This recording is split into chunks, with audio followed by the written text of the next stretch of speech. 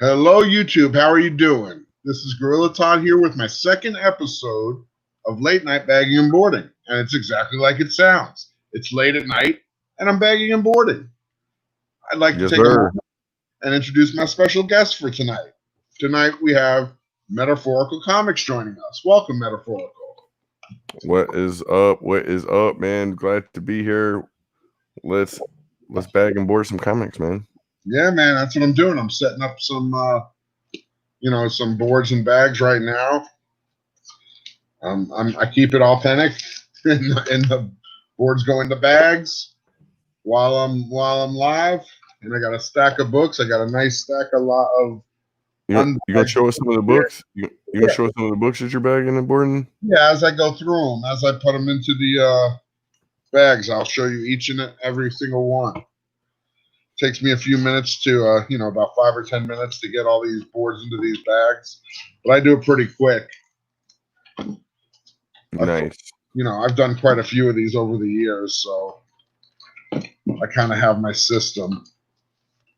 You said, are you getting good at it? Is that what you're saying? Well, if I lean down, let's see, I can let you see my process a little bit. And sure enough, when I do it on camera, I start flubbing.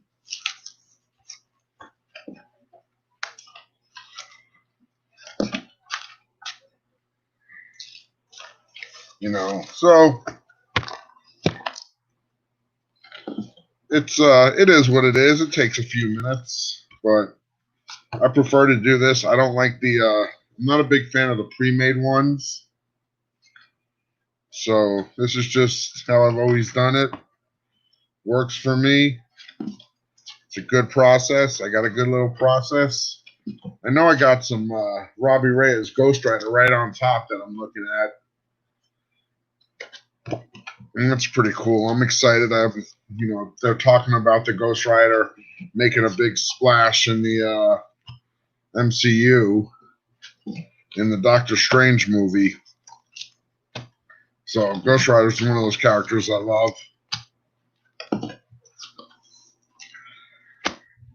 Anything you're excited for in the upcoming movies or anything, Meta?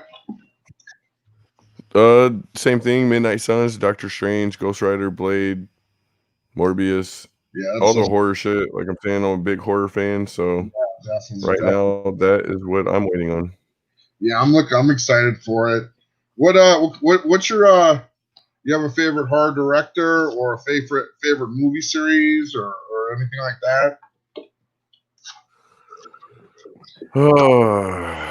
As far as horror, let me think, man. I can tell you, man, a couple of ones I love is I've always loved since I was a kid. I love John Carpenter movies. I remember seeing his version of The Thing with Kurt Russell in theaters when I was a little kid.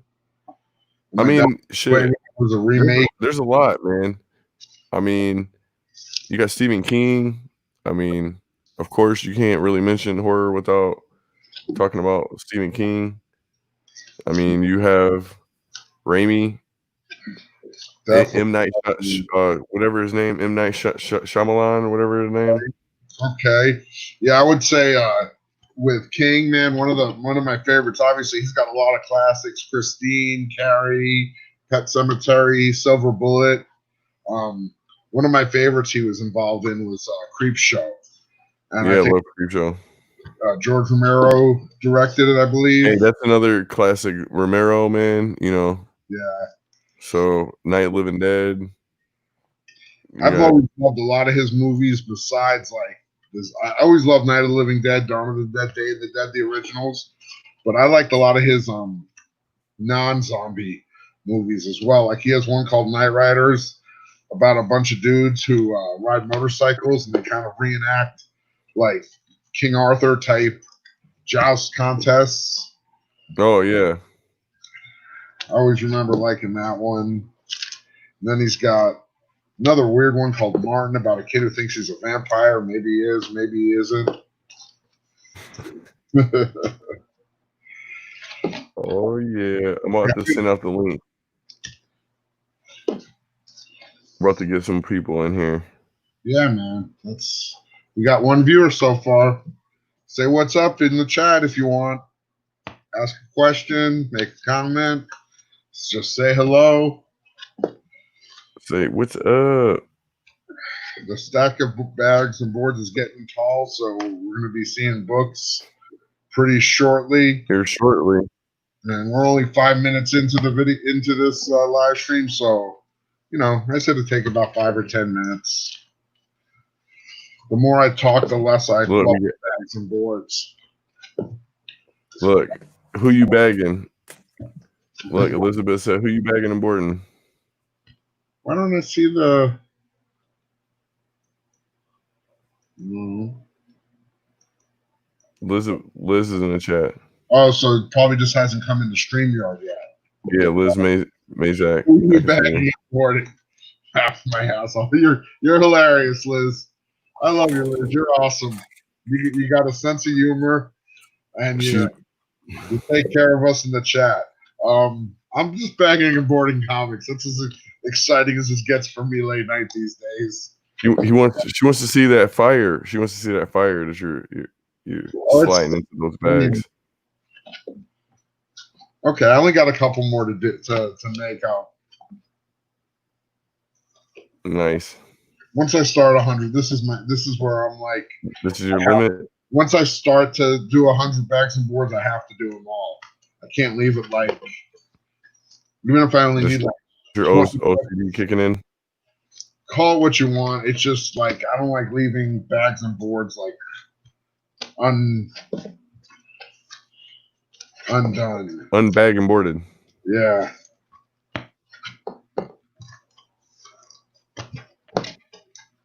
We got Mama J. She's on.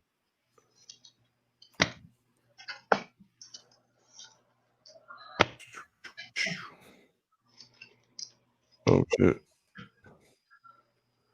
What's up, Liz? How goes it in the chat? Hello. Liz, I love your icon with the Psylocke. It's pretty slick. What's up, Lisa Noble? What's up, Lisa? Yeah, Lisa? I made Elizabeth's avatar. Yeah. Oh, cool. Lisa, I just packed 90 or so comics in a large board game box for you, all bubble wrapped and protected with cardboard. So I'm gonna get that out tomorrow. We'll figure out the rest of the books because I think you may be able to fill another large box. Yeah, she said she was the master moderator, so I made her a little icon with the wrench and the crown. Okay.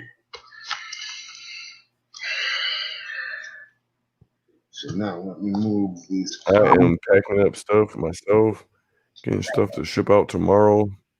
Thank God. Okay, so we got a little Robbie Reyes Ghost Rider action. Got some Mystery in Space facsimile reprints. I think this is Adam Strange. Lisa just picked up some pretty dope. Oh, you got the shipping notification. Awesome, Lisa. Yeah, that'll get to the post office tomorrow. Got a Wolverine. These are all the facsimiles. These aren't the originals. Hey, Nice. All the way from Japan. What's up, K-Titus? Konnichiwa. Konnichiwa, my friend. Oh, got a Hulk 1 facsimile. Good stuff. Nice. Facsimile. I'll have a facsimile around tomorrow for the auction. Oh yeah, get your facts on. I'll hook you guys up. I'll probably do a facsimile around for like $3 a book. There's nice. 98. A lot of these are cool because they're hundreds of dollars. Some of these books, and if you want to read it. Oh, we got some nice Batgirl action.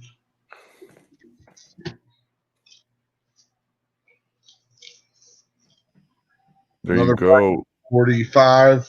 Terry Dotson. Liz says she loves Joker, Hulk, and Deceased covers. Shout out to the 4 people we got watching. Got an Amazing Mary Jane #1. Let's see, Amazing Spider-Man 43. These are mostly like sick. The Boomerang and Spidey. A little hand holding. We got a Thor 4. I got a lot of these, but I'll tell you, I think this book is, people are all over Thor 5, but they're sleeping on Thor 4 because it's the first cameo of Black Winter. So at some point, people are going to realize that, and that's going to be a sought-after book. So those of you who've been picking up these Thor 4s from me for $2 or $3 or whatever I'm selling them for, I think you're I know, I'm probably going to have you throw one of those in my box. Yeah, I got a lot of them. I could throw 2 or 3 or 4 of them. I mean, I don't want to be greedy. I already have a lot of these in the short box, and I grabbed some more just because they were available. I mean, I'll take 2, like 2 or 3, maybe. Okay. Because there's 2 different covers. This is the Sif, Lady Sif and Thor cover. Ooh, that's and then you got a Spider-Woman cover. You got both of them out, or only the Lady Sif cover? I probably have it if I lean down and grab it. I probably have it right here. I could probably grab it pretty easily. Deceased is a good read.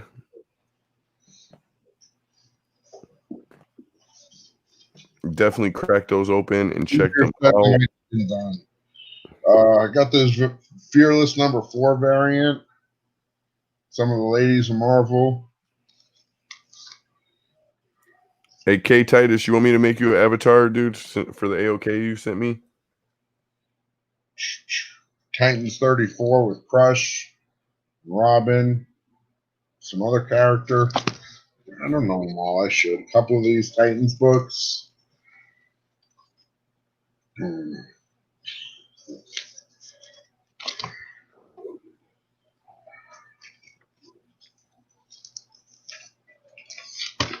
Nice. Strange Adventures #2.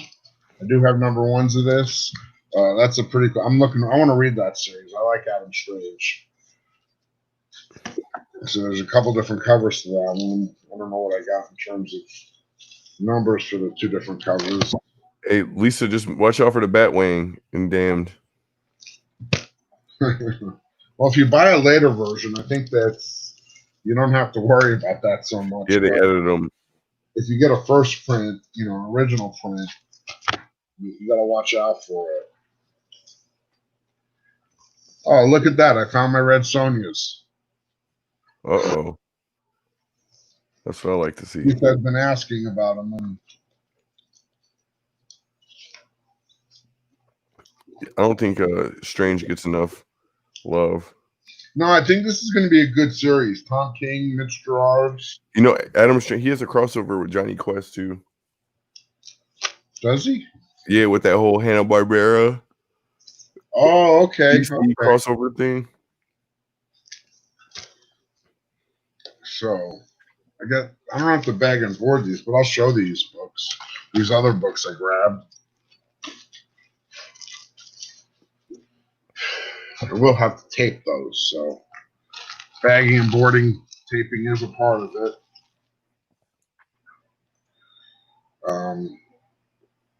Yeah, Lisa, I got so much stuff I got to get shipped out to you.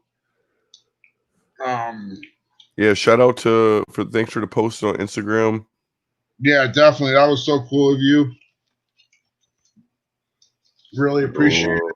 Let me put my extra bags and boards. I got a little cubby hole I keep them in right here, so I have them for when I need them.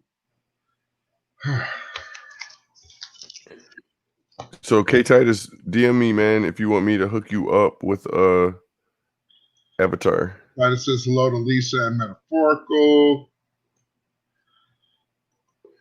Elizabeth loves Hulk and Joker and Deceased covers.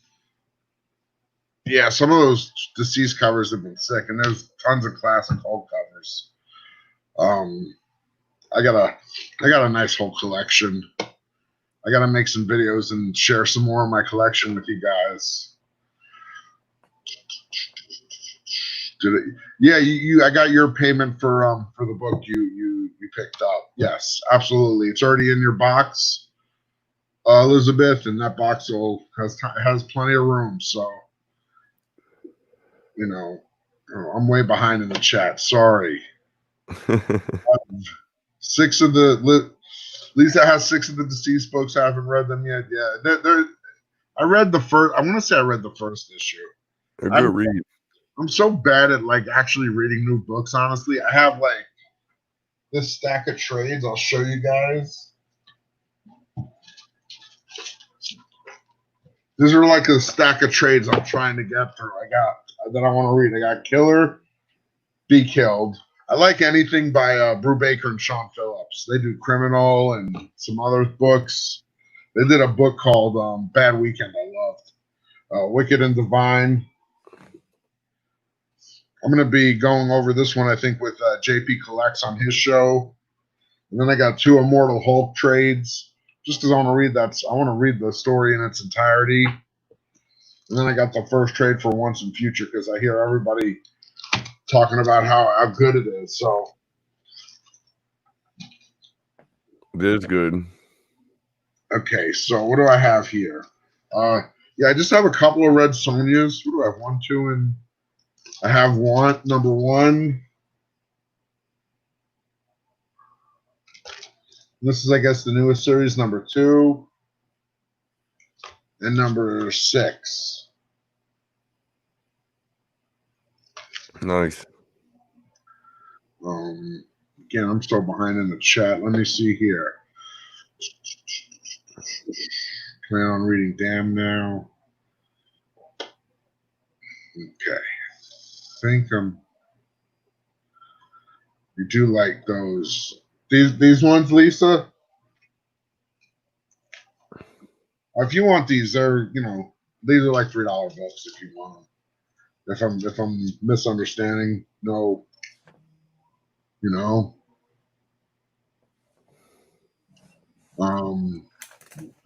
thank you. These guys, okay, so I got you. I'll put your name on them, Lisa. She said, "I need those." So $3 each, 3 books, $9. Sold to the lady in it. Too bad I don't got my little picture. Sold. Cool.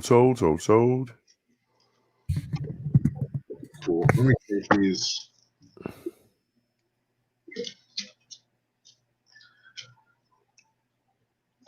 Dun, dun, dun. Oh my God! Wednesday it is. I messed up a little bit because I did Barbarians Auction Tuesdays. I usually go to my LCS and I see what's come in, and I have them hold stuff for me, and I realized I didn't make it that day. You're like, uh-oh. So I'm gonna have to wake up early, and then I don't think this is a complete set. I have the Kick-Ass 3. This number 1's the second printing variant. I got number 1 in the second print. I have number 2. I must be missing number 3. I have 4. I'll have to see if I can track down number 3. 4, 5, 6, 7. Oh shit! Some Kick-Ass. And 8. So I remember when Kick-Ass first came out. So I guess I need to look for Kick-Ass 3, number 3. Hey, Liz said, "Sold to the lady in the red teddy." What happened? She said, "Sold to the lady in the red teddy." Oh yeah, Red Sonia. Yep. Thanks, Lisa. I'm sure it's there. If you say you sent it, I'm not worried about it. Now I just got to go through and hit each one of these with a little piece of tape. Now, I'm going to be honest. I know a lot of people like to use the blue painter's tape. I use Scotch tape. I mean, I don't use the cheapest stuff, but I use the green magic tape. It's, I don't know. Again, what I'm used to. It's like I have too many books. If I wanted to change everything to painter's tape, man, well, it's like, well, like when I send them out, that's when I like use painter's tape, because I know that like there's nothing worse than when you get a package and you're trying to open it and you can't, and it's like fuck. Trying to like I use that painter's tape when I tape the stuff down, like when I secure the stuff to the Gemini mailer when I'm shipping out like 10 or less books. I use painter tapes and I do pull tabs. yeah. But like when I wrap stuff in bubble wrap, I just use the plastic, the clear tape. But you can almost peel that off if you're patient. That stuff almost peels off. What's up, Shorty? This is late night. Late night, you know what it is. Late night bagging and boarding with Gorilla Todd and Metaphorical. Get your bag and boards. I'll show you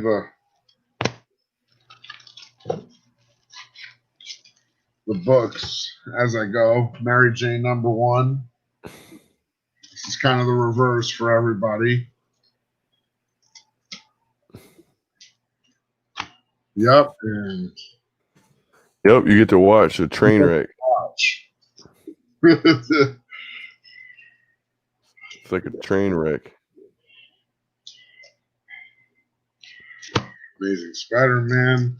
Now we're getting a little preview for tonight. Yeah. Oh, if you want a preview for tonight, I have more stuff I can show you. So I'm looking for Avatar for Titus. I think I'm about to hook him up.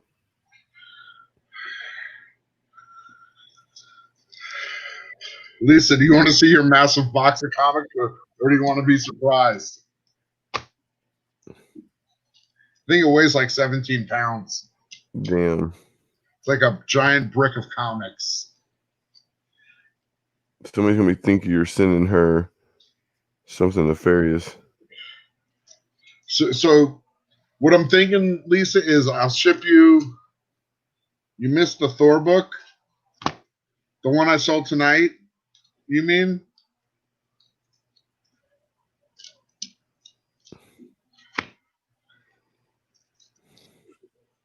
Because if that's what you're talking about, the Thor 2 I sold, the God of Thunder 2 I sold, the first Gore and Necro Sword, I do have one more of those.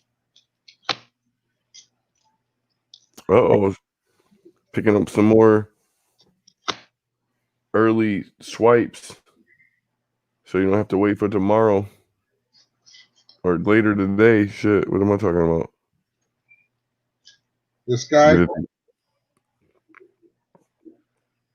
Get it together, Meta. Oh, that was just Thor 4. I'm pretty sure you got this one.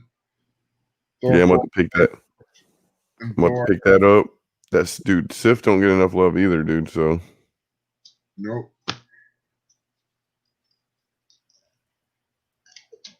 I'll show your box. I mean, it's all packed and everything, but it's just ginormous. Liz says someone passed Lisa a blindfold. Yeah. This one. I got it, Shorty. Cool. You guys are awesome. Thank you so much for you three that are in there chatting away and keeping us company. So nice of you to join us. Usually, a lot of times I'm just doing this and talking to myself, which is fine. Hey, it's fine to talk to yourself as long as you don't answer your own questions. That doesn't happen too often. No, I'm kidding. Only on the weekend.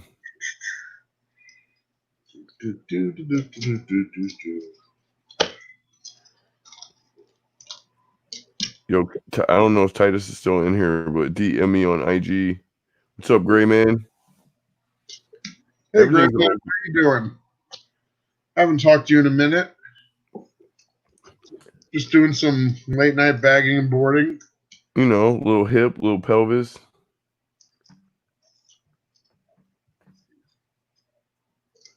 What's up, Gray Man? Hey, Liz, everything's my fault, man. I'm the world's worst, like my grandpa used to say.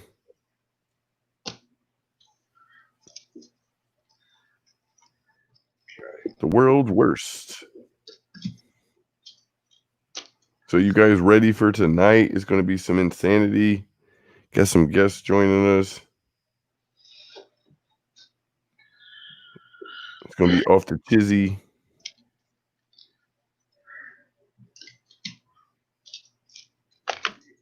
Only 70. What? I got like 70. Let's see, 75. You're almost there, brother. You're almost there.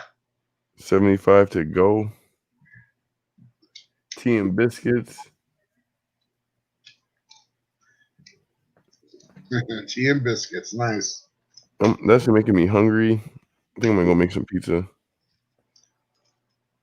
In an air fryer. By the way, if you don't have an air fryer, what is life? Okay. Let me go get that box. I will be back. Metaphorically, you keep them company for about 30 seconds a minute, and I'm gonna go. I'll hold it down. I'll hold it down for you. Massive box. Yo, K Titus, if you want me to make you an avatar, man, hit me up on IG. Since you're sending me that AOK, man, I'll hook you up with a avatar. I can last more than 30 seconds. That's how I got all these kids running around the world. I touch door handles and kids come soon after. Little Meta is a prime example of that. By the way, Lisa, if you want, I'll ship your books. I think you probably have a little more room. Maybe not, though. You're getting full. I'll take a look, though, after I get off of here. Little Meta wearing me out. I think I'm going to get a couple day breaks from him. You said you would wait. Yeah. Don't touch door handles too soon after me. I can't be held responsible for what happened. Then I'll get blamed. It'll be conspiracy. So, this monstrosity, let me see here, is a 17-pound, like, mega big boy. 90 plus comics in here. Like a boss. Hey, don't feel so bad, Lisa. I'm about to get a couple of those in my house. My mom's gonna think I'm getting dead body shipped to me in parts. Yeah, don't sweat it, Lisa. Like, I'll text you like the shipping details and everything. But this is probably the most economic. You know, the amount of stuff you're buying, honestly. What it costs to do this with insurance is probably the most economical way to do it. Yeah, and that's like 1/3 of a short box. I mean, a long box. The fact that it's 2 days from me to you. So, and that is 1/3, actually over 1/3 of a long box. So, you know, whatever. Just so you know what's in here when you're unpacking it, it'll help you out. There's basically 3 blocks of comics of about 30 comics wrapped in bubble wrap, and then there's cardboard on the side just to give extra support to the box.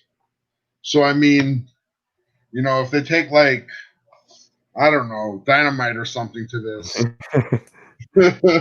but I wouldn't want to get hit with this. I think it would do more damage to me than it would the box. It's just a big, heavy, thick box. So, you definitely have some comic goodness coming to you. Facts. I think that's the biggest box that I've seen shipped so far. Yeah, 17 pounds, I think, is what it. So that is coming. That is coming with love. I'll probably get up early, go to the post office, hit the comic book stores. Glad Yourself will be. Lisa. I'll always try to be on the lookout for good books. I got some more. I'll give you a little kind of sneak peek for tomorrow. I think you got this one already. I got a couple extras. But I got some nice little Wonder Woman lot I'll have for tomorrow. Yeah, man, some heat in there.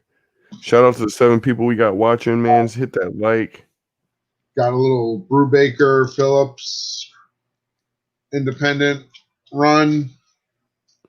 Some good stuff. Yeah, some awesome stuff in there, man. I think she's gonna be pleasantly surprised by what she gets in there.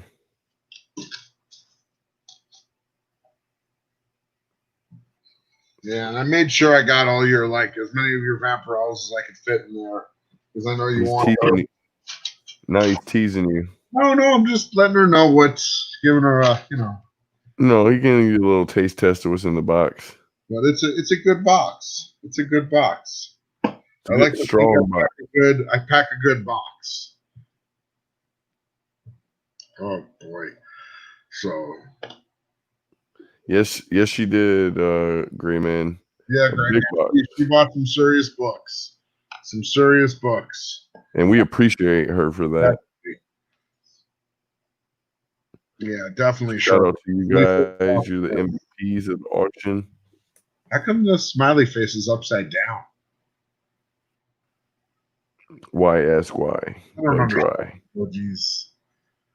You guys are, I love being part of a community because everybody just cares about each other. And yeah, you should get a lot of those Vampirellas in like 2 days. Oh, man. Okay. Hey, we can't be held responsible for what goes on in your mind, Liz. I don't know.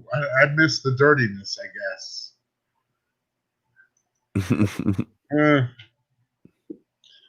That was too dirty. What was too? I won't even ask. Pack a good box. Oh, now I'm embarrassed. You've made me embarrassed. Okay, moving along. Really surprised. Because it's shorty. Oh man, that didn't sound. We never behave, short box. That didn't sound right. It would sound right, Liz. But the truth is, come on, I'm holding a giant box. Like you can see it, right? It's right there. It's a big box, man. A big friggin' box. It's very concrete. There's no entendre happening. It's just. Hey, all I gotta say is that's a big friggin' box. Yeah. Okay, I'm not going to talk about the box anymore. That's a big friggin' box. Let's see some more comics. I'll get some more comics to show you guys. Yes, let's see. I know what you guys want. I know what the girls want. Dun, dun. We need to play the song in the background. No comment. Oh man, Shirtbox says, "Man, Gorilla, you sure have a big box." Whatever you say, Shorty. Whatever you say. And then Liz is like, read Lisa's comment about the biggest that she's ever gotten. I get it. I'm just. You guys are just progressively going. It's the middle of the night. What can we really expect? Yeah, it's like butt crack of dawn. Okay, so I said I'm probably going to have all these.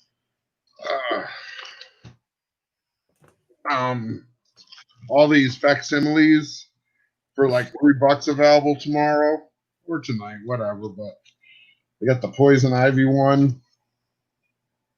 Oh Batman, shit. the first Poison Ivy. I think we already there was already. Shotos, yep, the 98. We did not see the first thing. I might have to pick that one up. This one's awesome. This is a Bernie Wrightson cover, and the lady who did the model for this girl is actually Louise Simonson, Walter Simonson's wife. She was.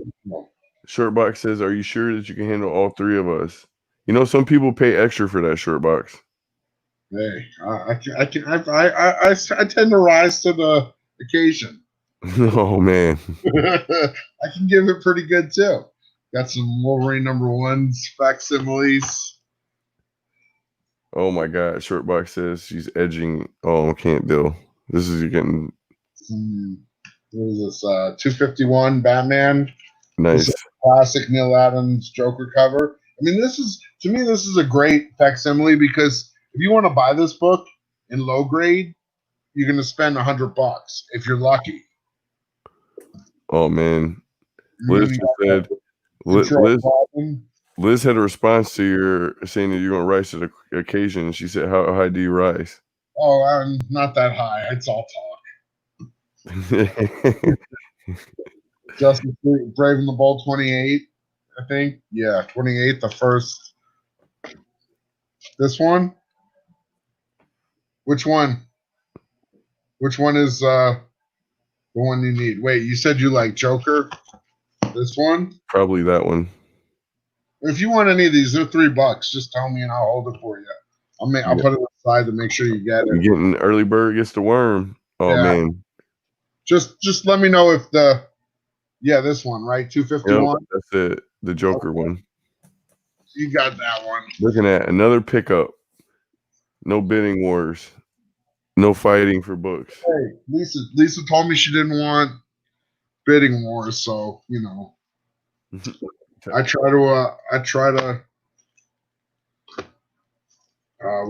got a couple of these Marvel Spotlight shows. The Son of Satan origin. Oh my God, short box. You said full attention, and then nope, retired soldier sitting on his 2 duffel bags. What? Never mind. Look, full attention to a retired soldier sitting on his 2 duffel bags. Think about a retired soldier on 2 duffel bags. Yeah, I mean, the duffel bags aren't really duffel bags. I get it. You said, wait, I'm looking at Lisa. Payment sent for Poison Ivy.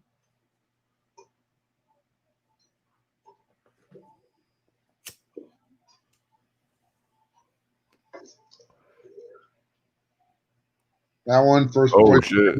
I didn't even see that one. Yeah, I don't want to miss it. I want to make sure if you want it, I get it for you. Little facts in your life, you know. It's the facts of life. It's the facts of life. I used to like that show. I know, man. That's another thing that shows you our age. Do you remember the other show with the little robot girl? What was it called? Small Wonder. Small Wonder. There you go. Yeah, I have one of those brains. I remember stuff. So we looked at the Son of Satan, put that in the box. You go watch that. Do you know how weird that is that they kept that girl, made her sleep in a closet? It's wrong, I guess, on many levels these days. These are just dollar books. I don't know. These reprints of Justice League. Nice. This is the first Maxwell Lord. Who Wonder Woman murdered, but I don't know. You might have seen. I don't even know where these are more Vampirellas, man. I don't even know where these came from. Well, they're here now. I don't remember. I'm so confused, Lisa, because I don't know what you have and what you don't have. Like, I'm pretty sure. See, I know you asked me about this one, and I know this one was in. Oh, that's a sick. It's in the box, so I think maybe you have the Virgin ones. That one's sick. Color and the black and white, the Virgin ones, and this is just the trade dress one. And then I have, They don't age well, Lisa, so you're not missing anything. Yeah. Well, maybe Facts of Life. Ben Oliver one. One of these is like the monochromatic, and because this one is like white, and then this one's kind of blue in the color. The blue ones are the ones that usually go for more money.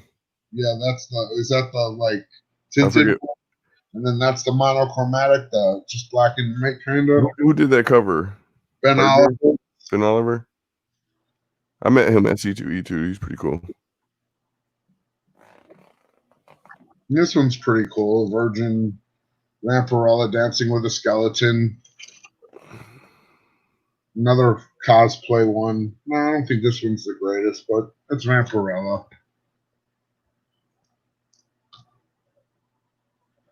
Just some more vampies.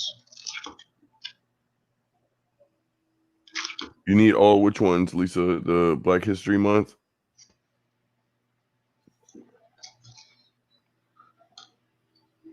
This one's pretty dark. I think this one is Gillian March. Her taking a bath in blood.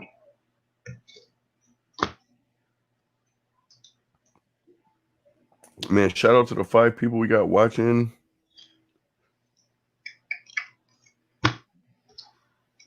This is cool. I got a black and white one and a color one. Sick. Dude, sell those as a pair. Yeah. What is this? Is this the same issue? Oh no, one's color and one's again. They're so tricky. Like one's color, right, Dude, and then one's black and white. This that is cover.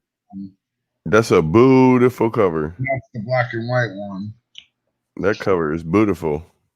And then I got that one. It's like a black and white sketch one. Get you some Big Booty Judy. Yes. Cover. That's her alien species. It's good stuff. Are vampires considered aliens? Well, Vampirella's an alien. That's her deal. Yeah. But I mean, overall. No, I always thought vampires were undead. At least in like Dungeons and Dragons, vampires are classified as undead creatures. Liz says she goes to use the bathroom, and Lisa's buying all the books. Hey, that's why there's no crying in baseball, Liz. What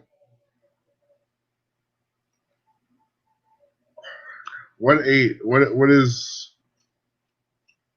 I don't know what you mean, Lisa. All those. Vampirella is my birthday sister.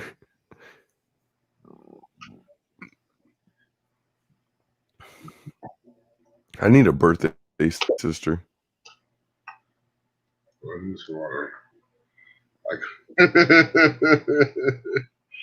Yeah, well, that happens sometimes. Yes, no, I did. I tuned in. I saw the little accident. I forget his name. And I saw Shorty have to go off camera because she had to regain her composure. Shorty, you were out doing shenanigans on fucking YouTube. And this is why we can't have nice things. It was pretty cool. I mean, yeah, it was a good. People were laughing. People were having a good time. I wasn't there. I was dealing with my son. Yeah, I will go watch the rewind though. Okay, I'll show a few other things I got. Gonna probably put these up one of these days. This is the Ryan Stegman 150, Thor 100. Look, no, I'll share it now. Oh, the Christopher the books, you mean? And then this the number 8, Vampirella? 31 and 25. You mean whose channel is it on, Shortbox? I think it was on Short Boxes. Oh, I'm going to look. I'm going to look right now. I gotta see this. Yeah, you did get. I saw those Batman books. Those are some sweet books. Oh, this one. You want this one? I got you, Lisa. You should make them. You should make the mods. How do I do that? Click on their name in the chat, and then the little tick boxes next to their name. You got to be on YouTube. Oh. So click on the little box in the top of StreamYard where it says like YouTube. Click on that and then click on View on YouTube. Slow down. What little? All right, in StreamYard. Okay. The button where it says like go. Where it says View on YouTube. Yeah, click on that, and then when that window loads. Okay, that's loading. All right, you'll see the live chat. Tech geniuses. On that, and then when that window loads. Now mute your. I got that. I know that much. All right, now go over to the live stream, and then when you highlight them in the live chat, you'll get them 3 little dots. Yeah, and then you should. Moderator. There you go. Okay, so when you highlight people, you can mod them and unmod them from. Moderator. Okay. Shorty, I'll make you a moderator too. Who else is in here? We all in here. Here, I'll post you. And you want to be a moderator? Everyone's a moderator now. Well, now when people come in on some fuckery in your channel, they can just boot them.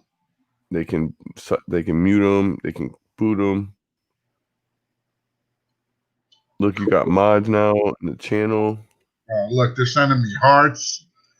I feel so special. Oh, look.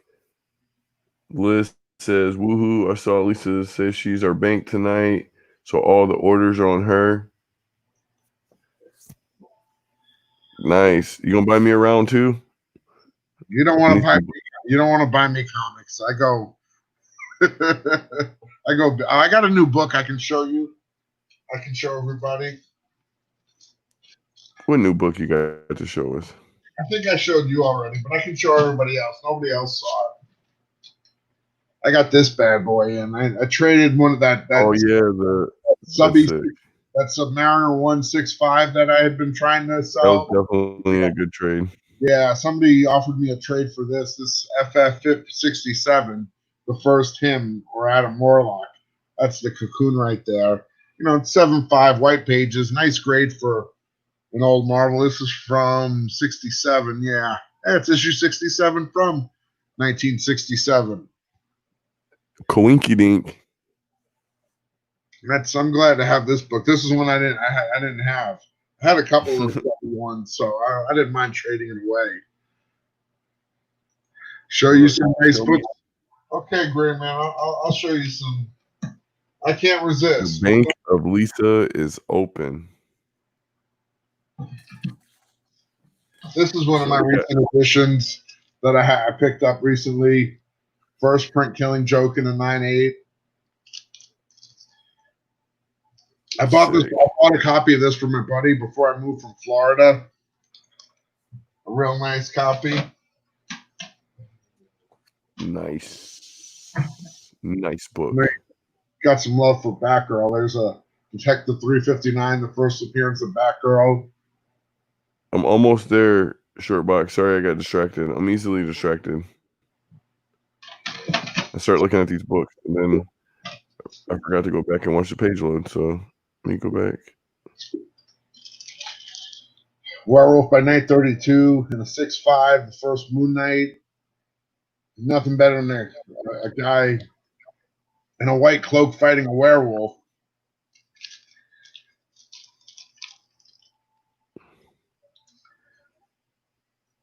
Now, do I have a raw Killing Joke? No, I don't have a raw one right now, but I'll keep my eyes out. I'll come across it. And I'll get it at a reasonable price. I won't overpay because I know what I can get them for. Is the Killing Joke what you're referring to? I'll keep my eyes out. And does it have to be a first print? Because if it doesn't have to be a first print, then I can probably find one a lot more economically. But if you want a first print, I mean, I wanted a first print. I can understand that. Hard to follow chat. But if it has to be a first print, Dude, I'm so behind. I still haven't even watched all the collectible swap videos. this is the Harley cover I have.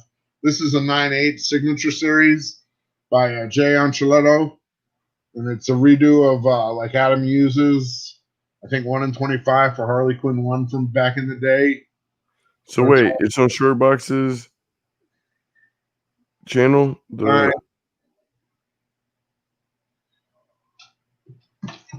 So drop the link to the video because I don't see the video. One of my Thors. I have a bunch of Thors. This is 150 with Hella on the cover and the ghost of Thor floating up. Always like that cover. Hey, drop the link to the video, Shortbox, in the channel. And then I don't see it. Another one of my favorites. I see collectibles. 126. You need the link for Shortbox's video? Yeah, because the videos that I see on her channel, I see the last video I see is her collectibles unboxing. It should be an unboxing with Liz. Do I still have it open by chance? Yeah, I don't see where it is. Maybe it ain't uploaded yet, so I need a link. This is probably one of my best books in my collection. What, the Killing Joke? No, Amazing 129, the first Punisher, and the 9-2. Oh shit, that's a nice book. That's a very popular book too. That's one of the most popular books to like sell. I have more stuff, but it's more buried behind under boxes and stuff. It is not uploaded.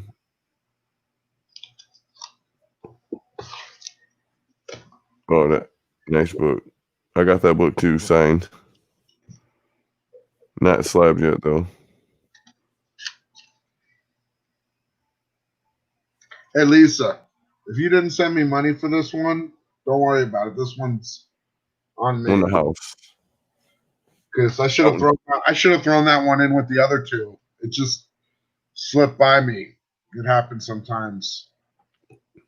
On the house. Or it's not uploaded.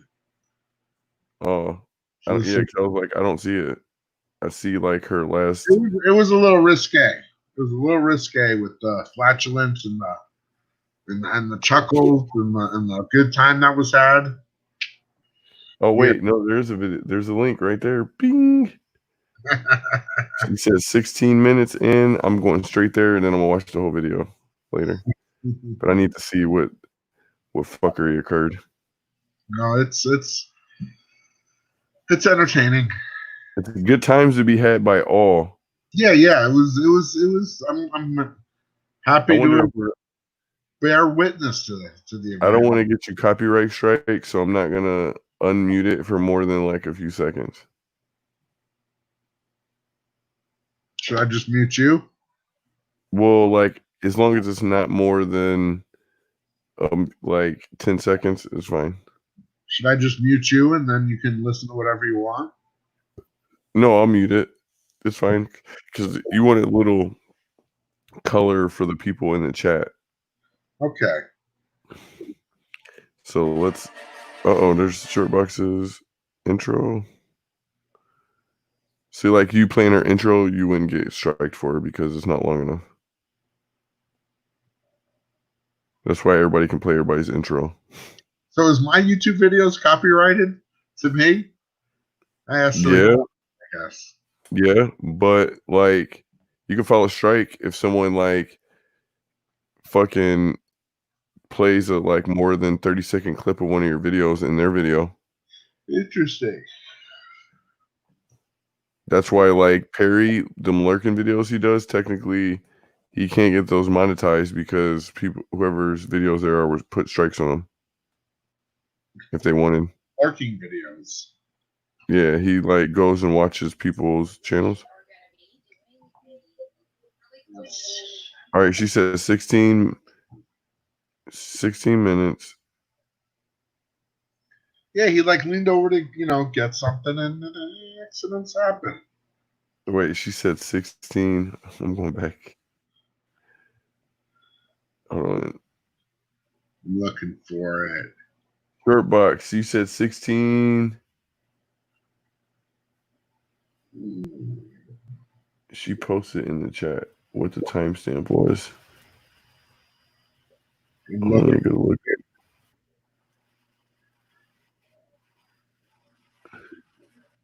I remember her posting the timestamp. Hold on, I'm scrolling up to look for it. Shirtbox, post the timestamp again because I know you posted it. 1655.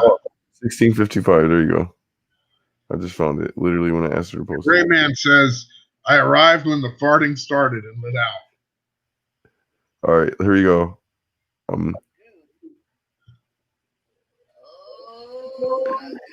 We're at 1650. He came in. Hang on. I get bent down. Okay.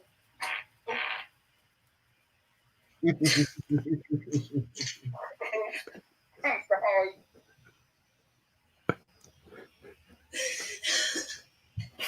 All right, Ian, go wipe your pants. Wipe your ass. Your panties. Oh, Why did he say go? Why did he say go wipe your pants? I'm done. He comes on our live just to shit his pants. Look, what? Oh my God! Why did Liz say? Y'all, Liz is savage. Liz said you came on our live stream to shit your pants. Fucking Ian's cracking up, dude. I'm fucking done. Shortbox is fucking dying, dude. She's like waving herself. I'm fucking done. Johnny, she had a shoot. She stepped away to compose herself. It was. Hey, I think. Yeah, I have that same cover that Liz got. The acetate cover. That shit is off the hook.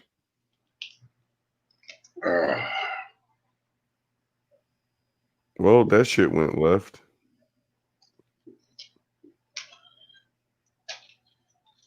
Look, she's crying, dude. I'm fucking done.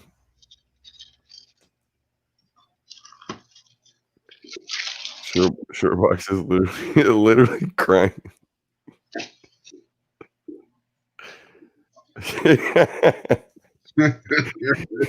Dude, it's so funny because she's trying to like play it. She's trying to like play it off and stay like professional, but she can't even hold a straight face. Oh my God, now I'm crying, dude. This is too much. I think a lot of it was the mystery of did he or didn't he? You know, there was no way to really know. Only one person knows for sure. Yeah.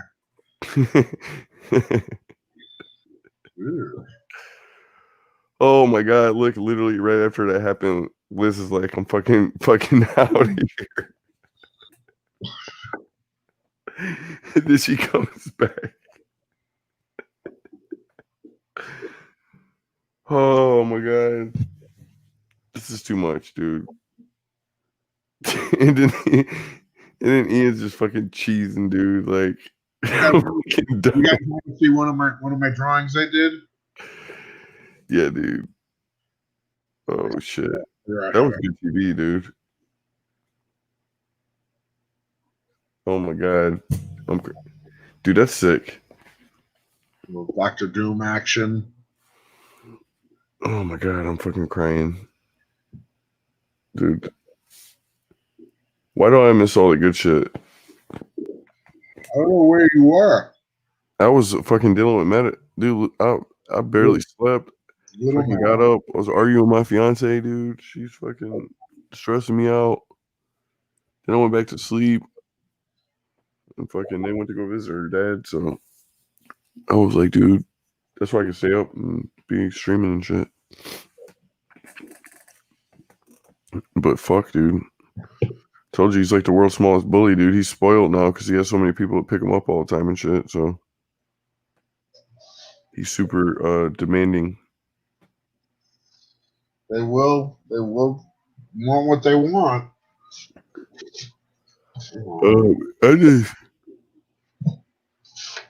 it's just, I think it's this pandemic shit, dude, and all the like fucking lockdown it puts like people on psychologically, so it's making people very testy when it comes to social relationships.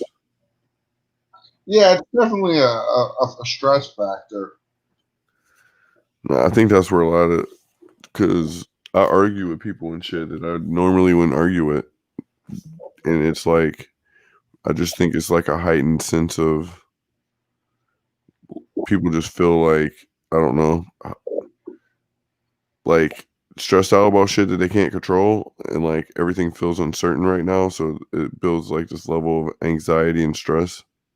Yeah, it's I think there's something to just being locked in, and that whole idea of like it's not even the fact that you can't go somewhere, because I mean I can stay pretty happy like in my room with my computer and my comic books and my books and read and whatever.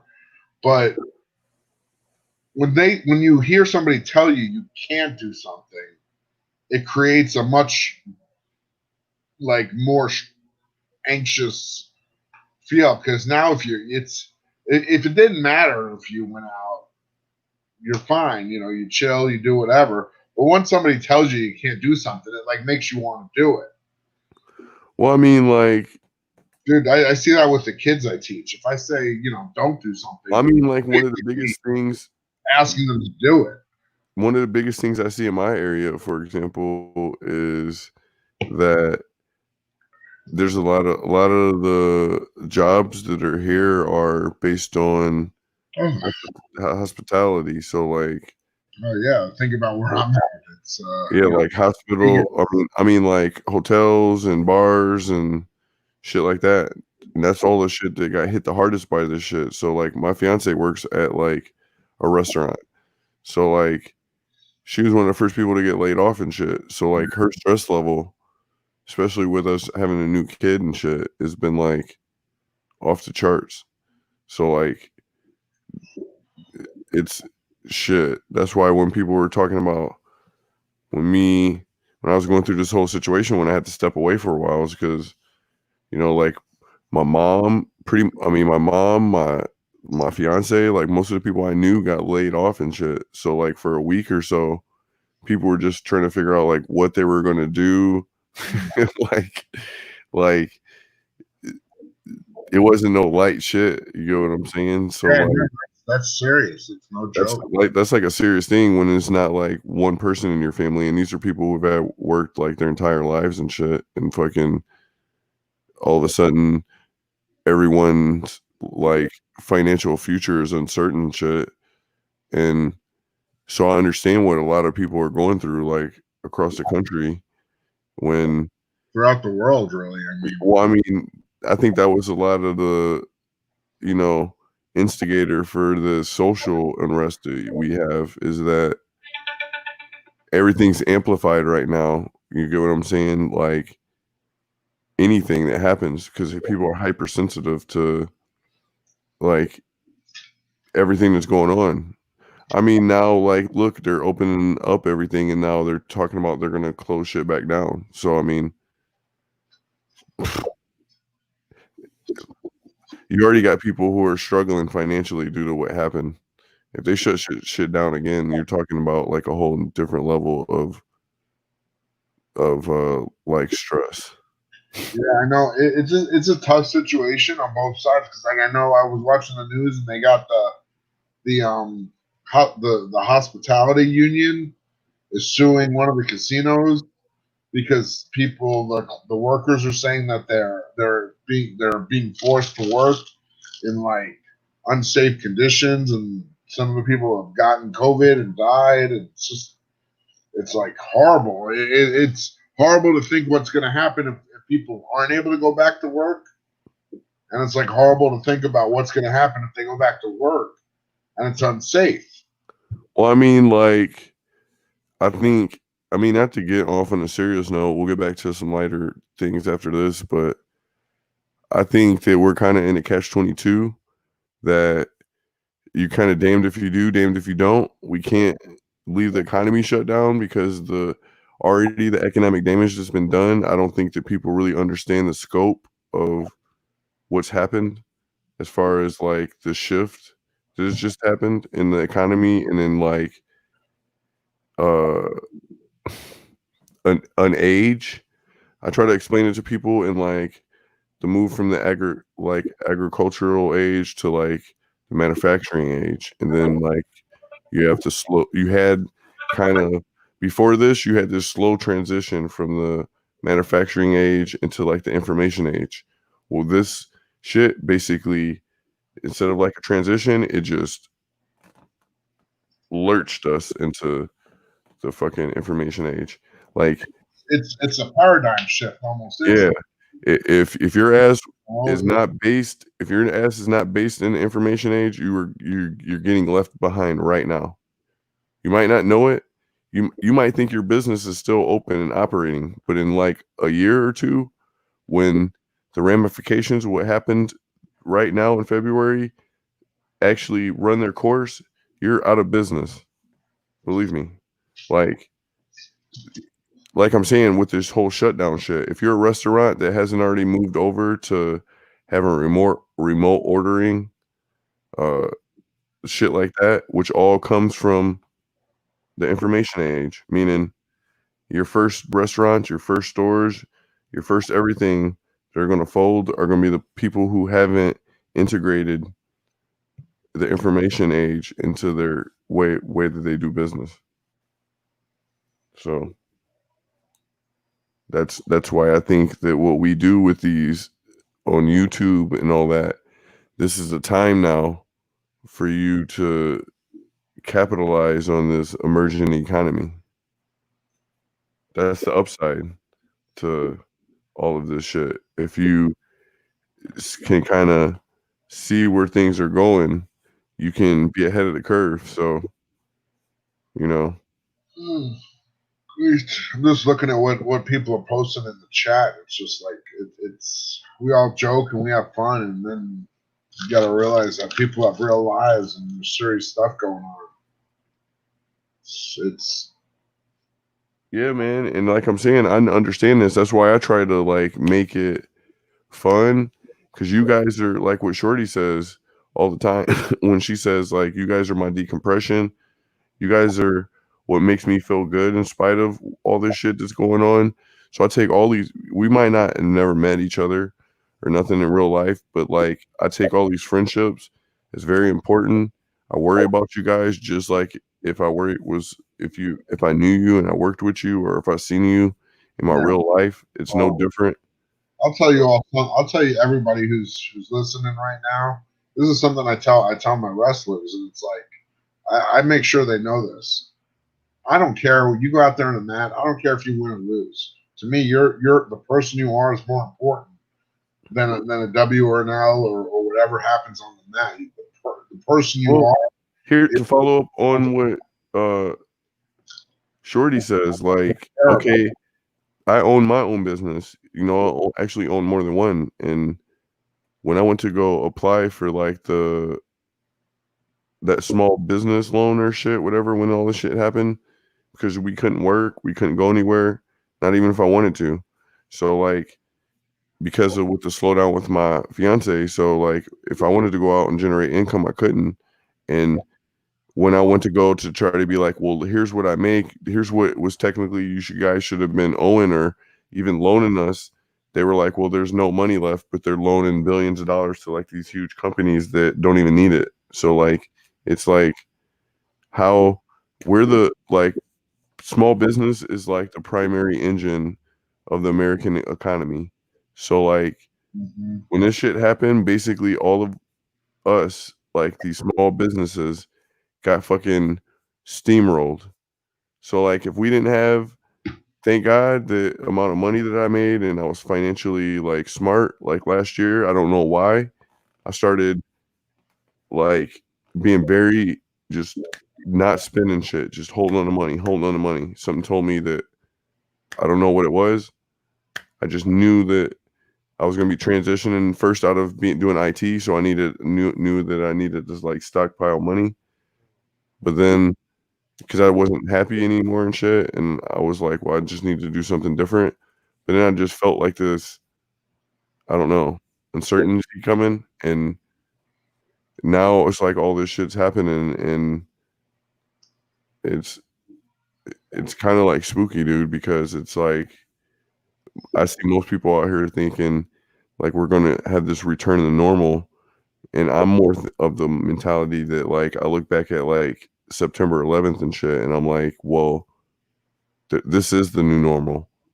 So like whatever way that you've got accustomed to living your life, that's going to be the new way going forward of like the way things are be done. Like schools are never going to reopen in the way that we remember them, especially not colleges, not ones that are optional and shit. I highly doubt that this fall that regular schools go back to school, because like right now you have this shit where they're talking about they're going to shut shit down. Well, what if they open schools back up and then there's like some massive pandemic where a bunch of kids die?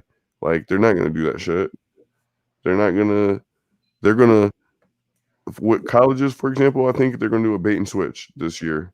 What they're going to do is they're going to play all the college students and they're going to tell them, hey, sign up for do your financial aid, sign up for housing, sign up for all your shit, make sure you're obligated, you're signed up for semester and shit. And then right before the semester starts, they'll tell them that, hey, they can come to campus, for example, but they can't attend live classes.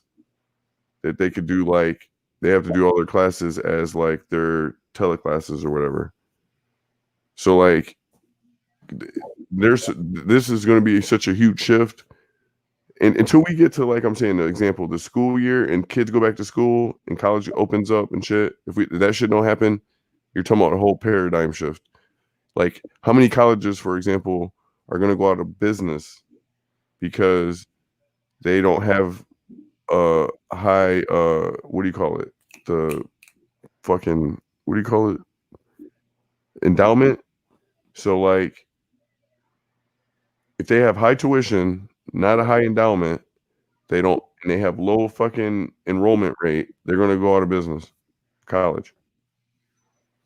So like only your super rich schools who have like billions or trillions of dollar endowment are going to survive this little fucking bullshit. So you're talking about what, like half the colleges or some shit in America closing because of, that's just this year. Like I'm saying, if they don't enroll this fucking fall, that's the death knell for a lot of these colleges. That's going to be like the domino click that we ain't seeing the even repercussions of that shit. So we got all these dominoes that have already been click, click, click, click. Like, what about for example, Gorilla, what about when they stop printing Monopoly money and just handing it out? Like, what's going to happen? You know, there's a lot of uncertainty in the future. What's going to happen, for example, in like 6 weeks from now? All that unemployment shit, stimulus is gone. They're already right now, not even in 6 weeks, talking about shutting down the economy again. And we already, in this year have went up more debt than the last 7 years or some shit. We've accumulated more GDP debt or whatever, national debt, than we were about to approach our year GDP before in like the next couple months of how much we're in debt. So this is gonna be the first year ever in history where our deficit is gonna be larger than our GDP. And we're the world's richest country. So imagine what that's saying. That is fucking insane. We're the world's a lot of so much in a lot of country, in a lot of. Well, what I'm saying is that most people can't even comprehend the amount of money or debt that is, to say that that's the amount of money that we're printing every minute, every second, every moment. And it's because we don't, it's a scary time we're living in right now. There's a high level of uncertainty in the future. There's a lot of concern and agitation and anxiety. And I hope that, somehow the world can find a way to move through this and survive and keep on. I mean, I think the stuff that we're doing like right now, man, we're using YouTube and, social media to build communities that, I mean, a lot of these relationships that we've built recently are due to the yeah, definitely. I mean, I don't know. It's me just hooking up with you and starting to sell books online. It's just it was really just my one buddy Mindshift saying, "Hey, do you know Meta? He's needs some people to, he's looking, might be able to help you if you're looking to sell books." And and then look at this whole all this whole community I've been welcomed into, and yeah, man, and that's what keeps me going. Last month, it's July 1st. I started June 1st. That was my first auction with you. Hey, I'll tell you that the people in the chat, the community, the good people in the community are the people that like keep me going. They keep me like motivated. Like I'm saying, because a lot of the shit that's going on in the world and the way people treat each other just in general is fucking ugly. So like it's refreshing. It's refreshing to meet people who are genuinely who are genuinely good people, who genuinely like care about other people, who are genuinely. That's what motivates me to like just share and be a part of the communities. Like I've collected comic books since I was a little kid. I've bought and sold thousands of comic books. I had a comic shop for a while. I've set up at shows. I've done a lot of stuff. I'm not much of a singer. And show a video, I'm not sure. I mean, I know how to make a video, but I don't know if I know how to show a video. I mean, I can do share screen and that stuff because I use it in my work. And yeah, Gray Man, there's definitely this is a lot of trauma to kids. Not being in school. I don't think people realize how important the social aspect of school is. The connection with teachers, the connection with their peers. Dude, just get out of the house, dude. Like I'm saying, how traumatic this is for families in general. That like the whole fabric of what it means to be a family, social, a society, culture has been destroyed, basically. And I know I taught a drawing class online for the first couple weeks of June for like 2 weeks. And I got a bunch of emails from parents saying, "Hey, this was so great, just that it gave the kids a chance to be distracted, and they were totally engaged and they really enjoyed it." That was cool. And Gray Man, I coach like youth and high school wrestling, not like, I don't know, when you say you have wrestlers, I coach like kids in like competitive wrestling, not that and I have nothing against professional wrestling. It's entertainment. I've been to plenty of matches and whatever, and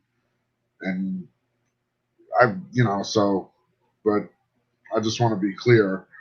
I don't want to pretend to be something I'm not.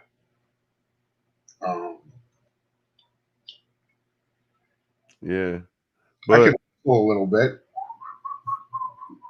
But like I'm saying, I think that's for you guys in the chat, and even hey, you Shortbox. I know a lot of stuff is being struggle, man, getting left out, and this is your time to, like I'm saying, use that shit to adapt and just not have all your eggs in one basket. So that's part of the reason why, even before this shit, I was starting to move over.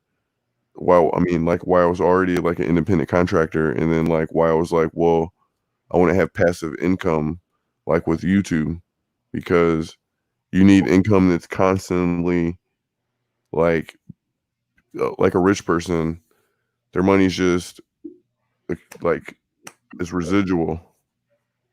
So like when you have to like go and generate income, you can. What about when you can't like actively do that, or when there's something that's shutting it down? So like what we're doing with YouTube, well, they can put everybody on physical lockdown, but they can't stop us from turning on a camera or like, you know. No, and that's the thing. We're still finding ways to connect with other humans. We're finding human connection differently than we used to, but we're finding how to do it in a new way. I Yeah, mean, just literally, like we've said, we use the word community. And really, what is a community? It's a group of individuals.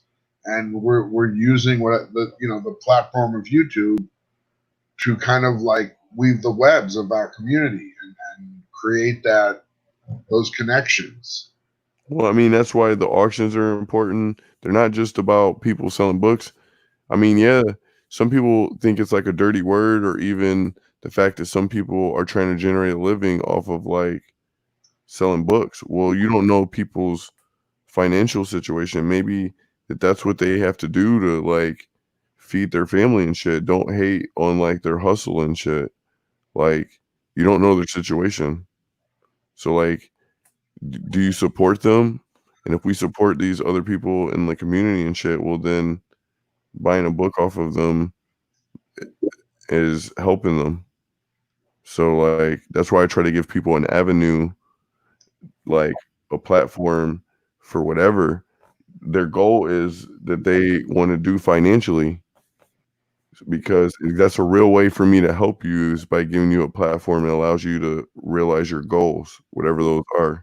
And it ain't just about becoming on auction. That's why I try to help people with their channels.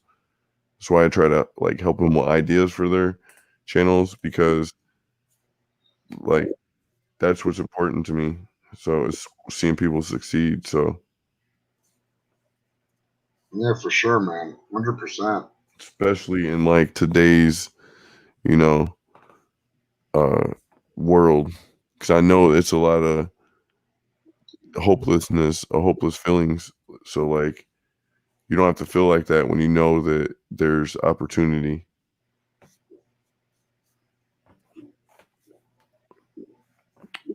But yeah, Okay. So, more comic books. yeah, let's show some more books, man. I digress. I found these. I don't know. It's like looks pretty cool to me. It's a Century fighting Cosmic Ghost Rider. His moment of hotness might have passed. Oh, Century. Yeah, and the Cosmic Ghost Rider. I don't know if he's. Oh, I mean, I think Cosmic Ghost Rider still got some legs, because if they're gonna roll out like the Midnight Suns, and they already got this like uh Earth based and cosmic based like yeah, branches. he was kind of a go between.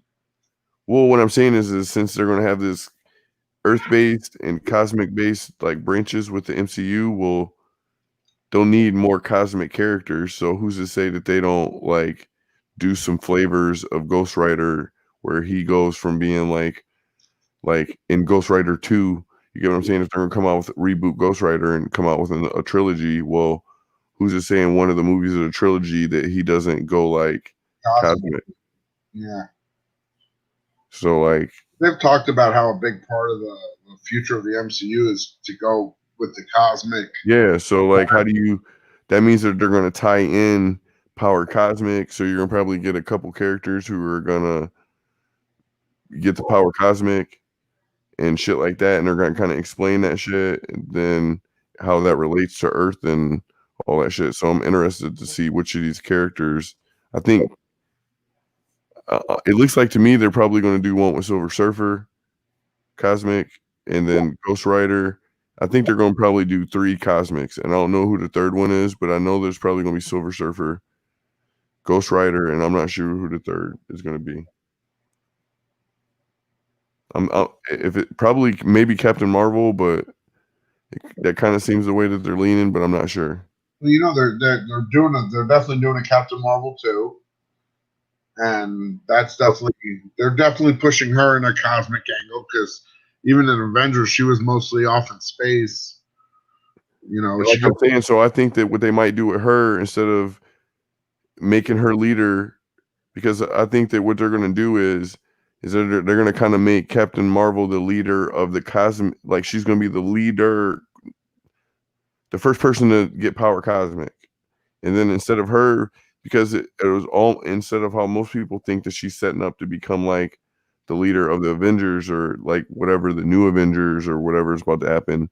I think that they're going to make her the cosmic like leader, quote unquote, first like person. Galactus Herald. Yeah, and then they're gonna make She-Hulk, and they're gonna do A-Force and have She-Hulk and fucking Rescue and all the motherfuckers that were in the end of Avengers be A-Force. And Yeah, they're gonna be A-Force with She-Hulk, and then you're gonna have because that's how they're gonna introduce She-Hulk. They're basically gonna swap out. They're gonna swap out the regular Hulk because he's injured and doing his thing, and he's Smart Hulk or whatever. He's not going to be Hulk as we traditionally know him. She-Hulk's going to take that mantle of like smash that new power like Apex, and then because Thor's gone now, so Hulk is sidelined, so now she steps up to be like that new powerhouse, and then you have of the Earth-based team, and then you have like all the rest of the Earth-based team under her of A-Force, and then you have the cosmic team who's going to be initiated. Like the cosmic beings, since they're all cosmic and basically gods, well, they're not a team technically, but she's going to be the first person I think in the MCU who they're going to like identify with the power cosmic and be like, okay, it's like, watch, she used to be Captain Marvel, and now she's like Captain Marvel on steroids with power cosmic. Because how could you make like add suspense to Captain Marvel, for example, by like her third movie? Like, what are they gonna be able to do? You know, they make them in threes. So like, what are they gonna be able to do by like Captain Marvel look what they already did in one, and then what she did in Endgame. So like, how are they gonna keep upping her? Yeah, it's gonna have to be. They're gonna have to find a way to create a challenge for her to overcome, and maybe it's not gonna be just a plain old physical challenge. Have to be maybe mental or. And then like they even positioned it when you hear her talk, even like in Endgame and Infinity War and shit, how she's like real blasé about the shit that's going on like Earth, and she's like, yeah, well, whatever you guys are dealing with, well, the whole like the universe and the galaxy is dealing with this shit. So she's already like, they're already kind of telling you She's on that, a different scale. She's on like a larger scale. yeah, and then how do they keep like the MCU is all about character growth and development and shit. So like, how are they gonna up her power level from where she is already when you've seen the way she was in her own movie and even the way she was in Endgame? So like, how are they gonna up her power level from that? Yeah, She was basically bitch smacking Thanos like for a minute. So like that they were showing you right there. Thanos was like the end all be all of the MCU until she came. And then between her and fucking when he Captain America picked up the hammer, but still one singularly, she was the only one that basically was her and Scarlet Witch were the only two that 101 could like manhandling Thanos. All the rest of them had issues. So I don't know, man. It's gonna be interesting, and I think that what they're gonna do with Scarlet Witch and Doctor Strange is that they're gonna roll out the darker side with first Midnight Suns, and then they're gonna have Strange Academy, and they're gonna kind of have the dark and the light side, just like they do with the Force of like with Star Wars. They're gonna do the same thing with Marvel. You're gonna have like your Sith side, your dark side, and your light side, and they're gonna they're going to kind of fish in both those ponds. Because, like, how do you? That's going to be the dichotomy, and it's the same mythos that they used in Star Wars, and they're going to kind of take that mythos and apply it to comic books, and they're going to use the comic books to flesh it out with villains and heroes. But then, like I'm saying, you got to have progression. And if you watch the rest of their movies, like with Thor, look at what they did with Thor. Like, how do you up a god or character develop him? And look at what they did with how they started him. And then he went up through this progression to where he's like where he's at now, where he lost his hammer. Then he got, you know what I'm saying? Then he got a new weapon that's even more powerful. Yeah, I mean I think they're gonna. I mean, I don't know. So my question would be, what do you think is a good way for them to character develop Captain Marvel? I mean, I don't know how. I mean, I enjoyed the Captain Marvel movie. You know, I kind of go into all these movies with like a certain kind of kid-like nostalgia and openness, and I'm just excited to finally see these characters like up on the big screen. It's still like cool to me because I remember being a kid and like dreaming about a James Cameron Spider-Man movie, and you know that never got made, and like so it's but I know like a lot of the reception to the Captain Marvel character wasn't great, and I don't know if that had anything to do with the fact that she wasn't in Endgame for a whole lot. I think I don't know. I'm just so I haven't really I haven't really given it a lot of thought, honestly.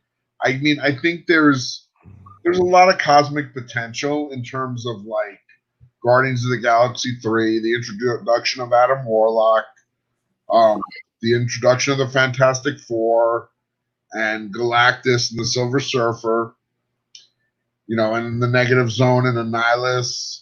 I think really the big thing that's going to kind of open up the door to how things are going to be from this point on is the WandaVision show that leads into and essentially the Doctor Strange madness of the multiverse.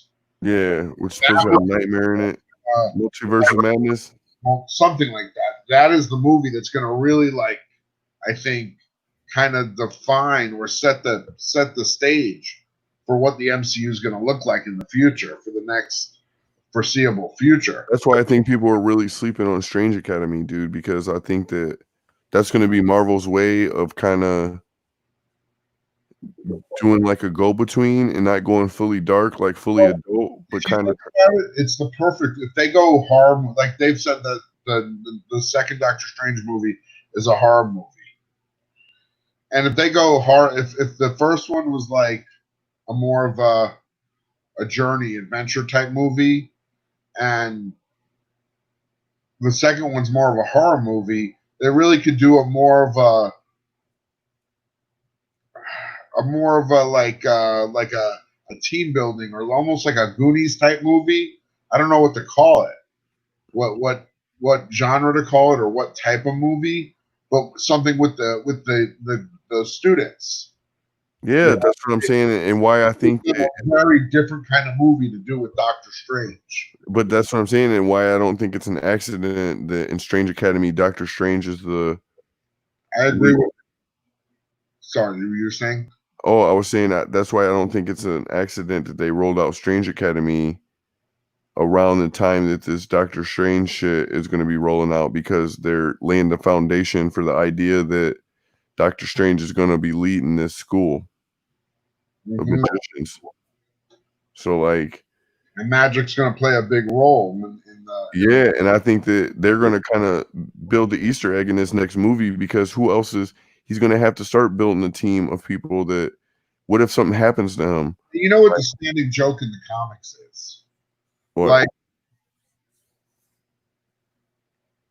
people talk about how powerful Doctor Strange is, and it's like, yeah, basically, like Spider-Man will make the joke. Yeah, basically, we try to deal with stuff as much as we can until it gets serious, and then we just go get Doctor Strange. And he really handles the stuff that needs to be handled, like on a level that nobody else is capable of handling it. Well, it's because he can. I just wanted to say real quick, I do agree with the Gray Man that her tactics. Why would she get up in his face when she can just? Well, that was all emotion. It was because of Vision, and she wasn't thinking. She was reacting with rage. So, but yeah, I'm interested to see what they do with WandaVision and how that's going to play out. So, I'm interested. Like, I'm more excited for the future of the MCU than I was the past, to be honest. Say that again. I'm more excited for the future of the MCU, like if it goes in the direction that I think that it's going, than I was for.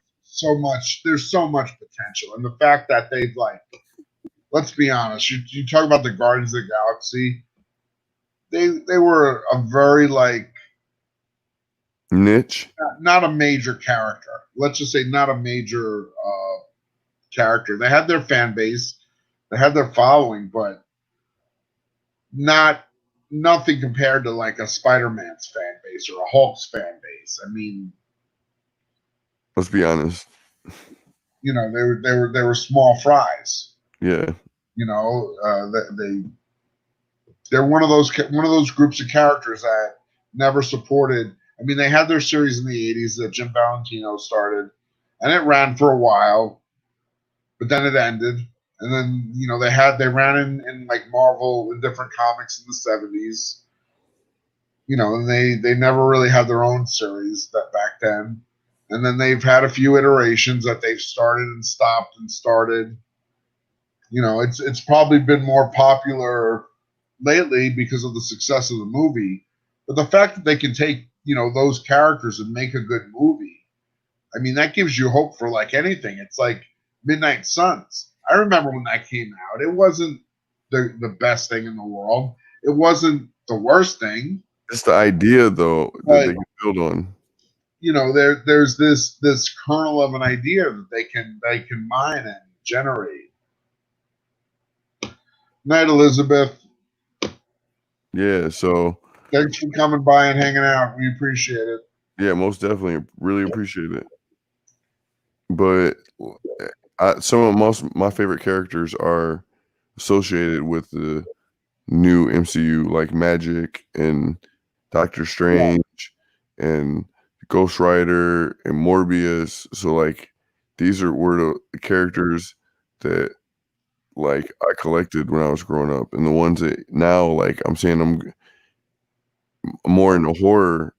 So like I like the new MCU, but like it's more Disney to me than fucking a true representation of like the universe. Well, it's also it's Disney owns it, so it's not. You're not gonna get like.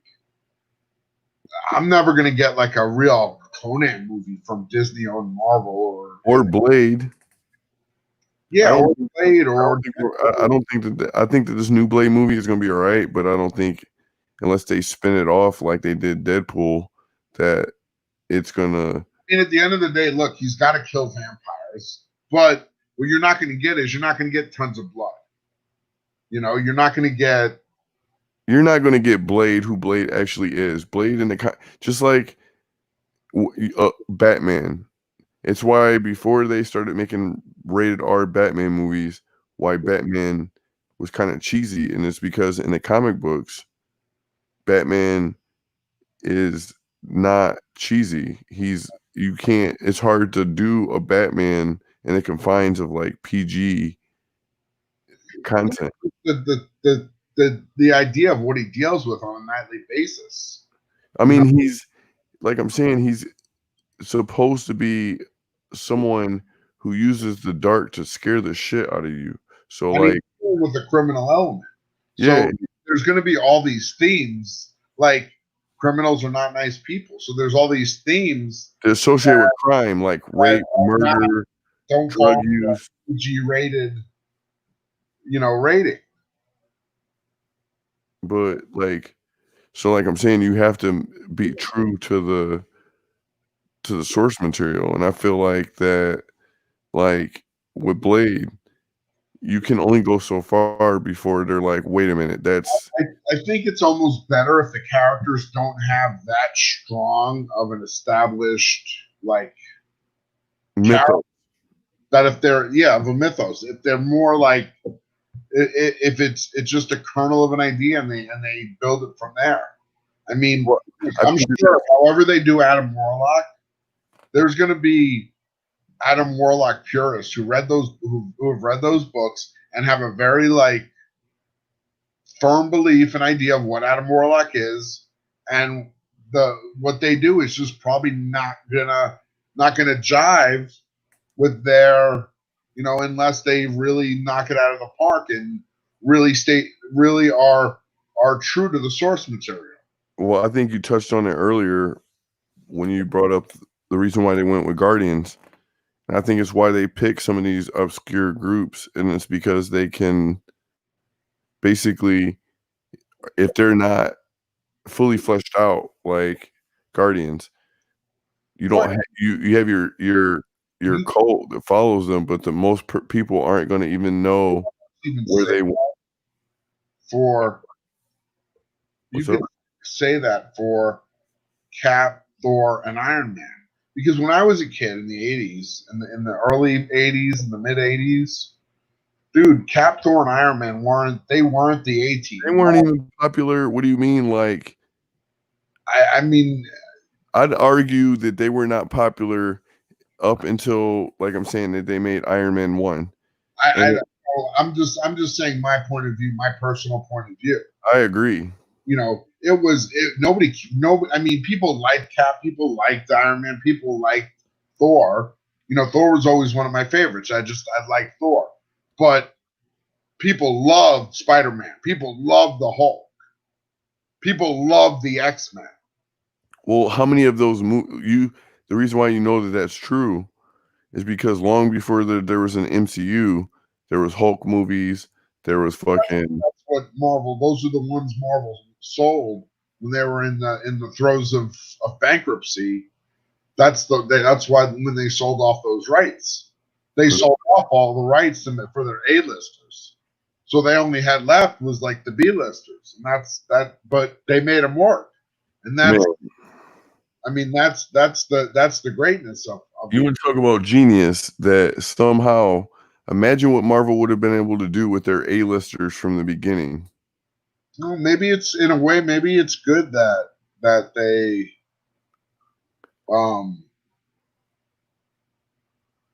didn't have certain characters to play with right out of the gate.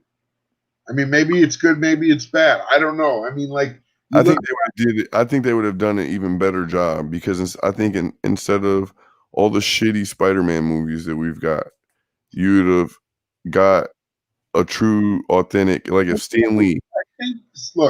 I think Spider-Man, the first two Sam Raimi movies are pretty solid.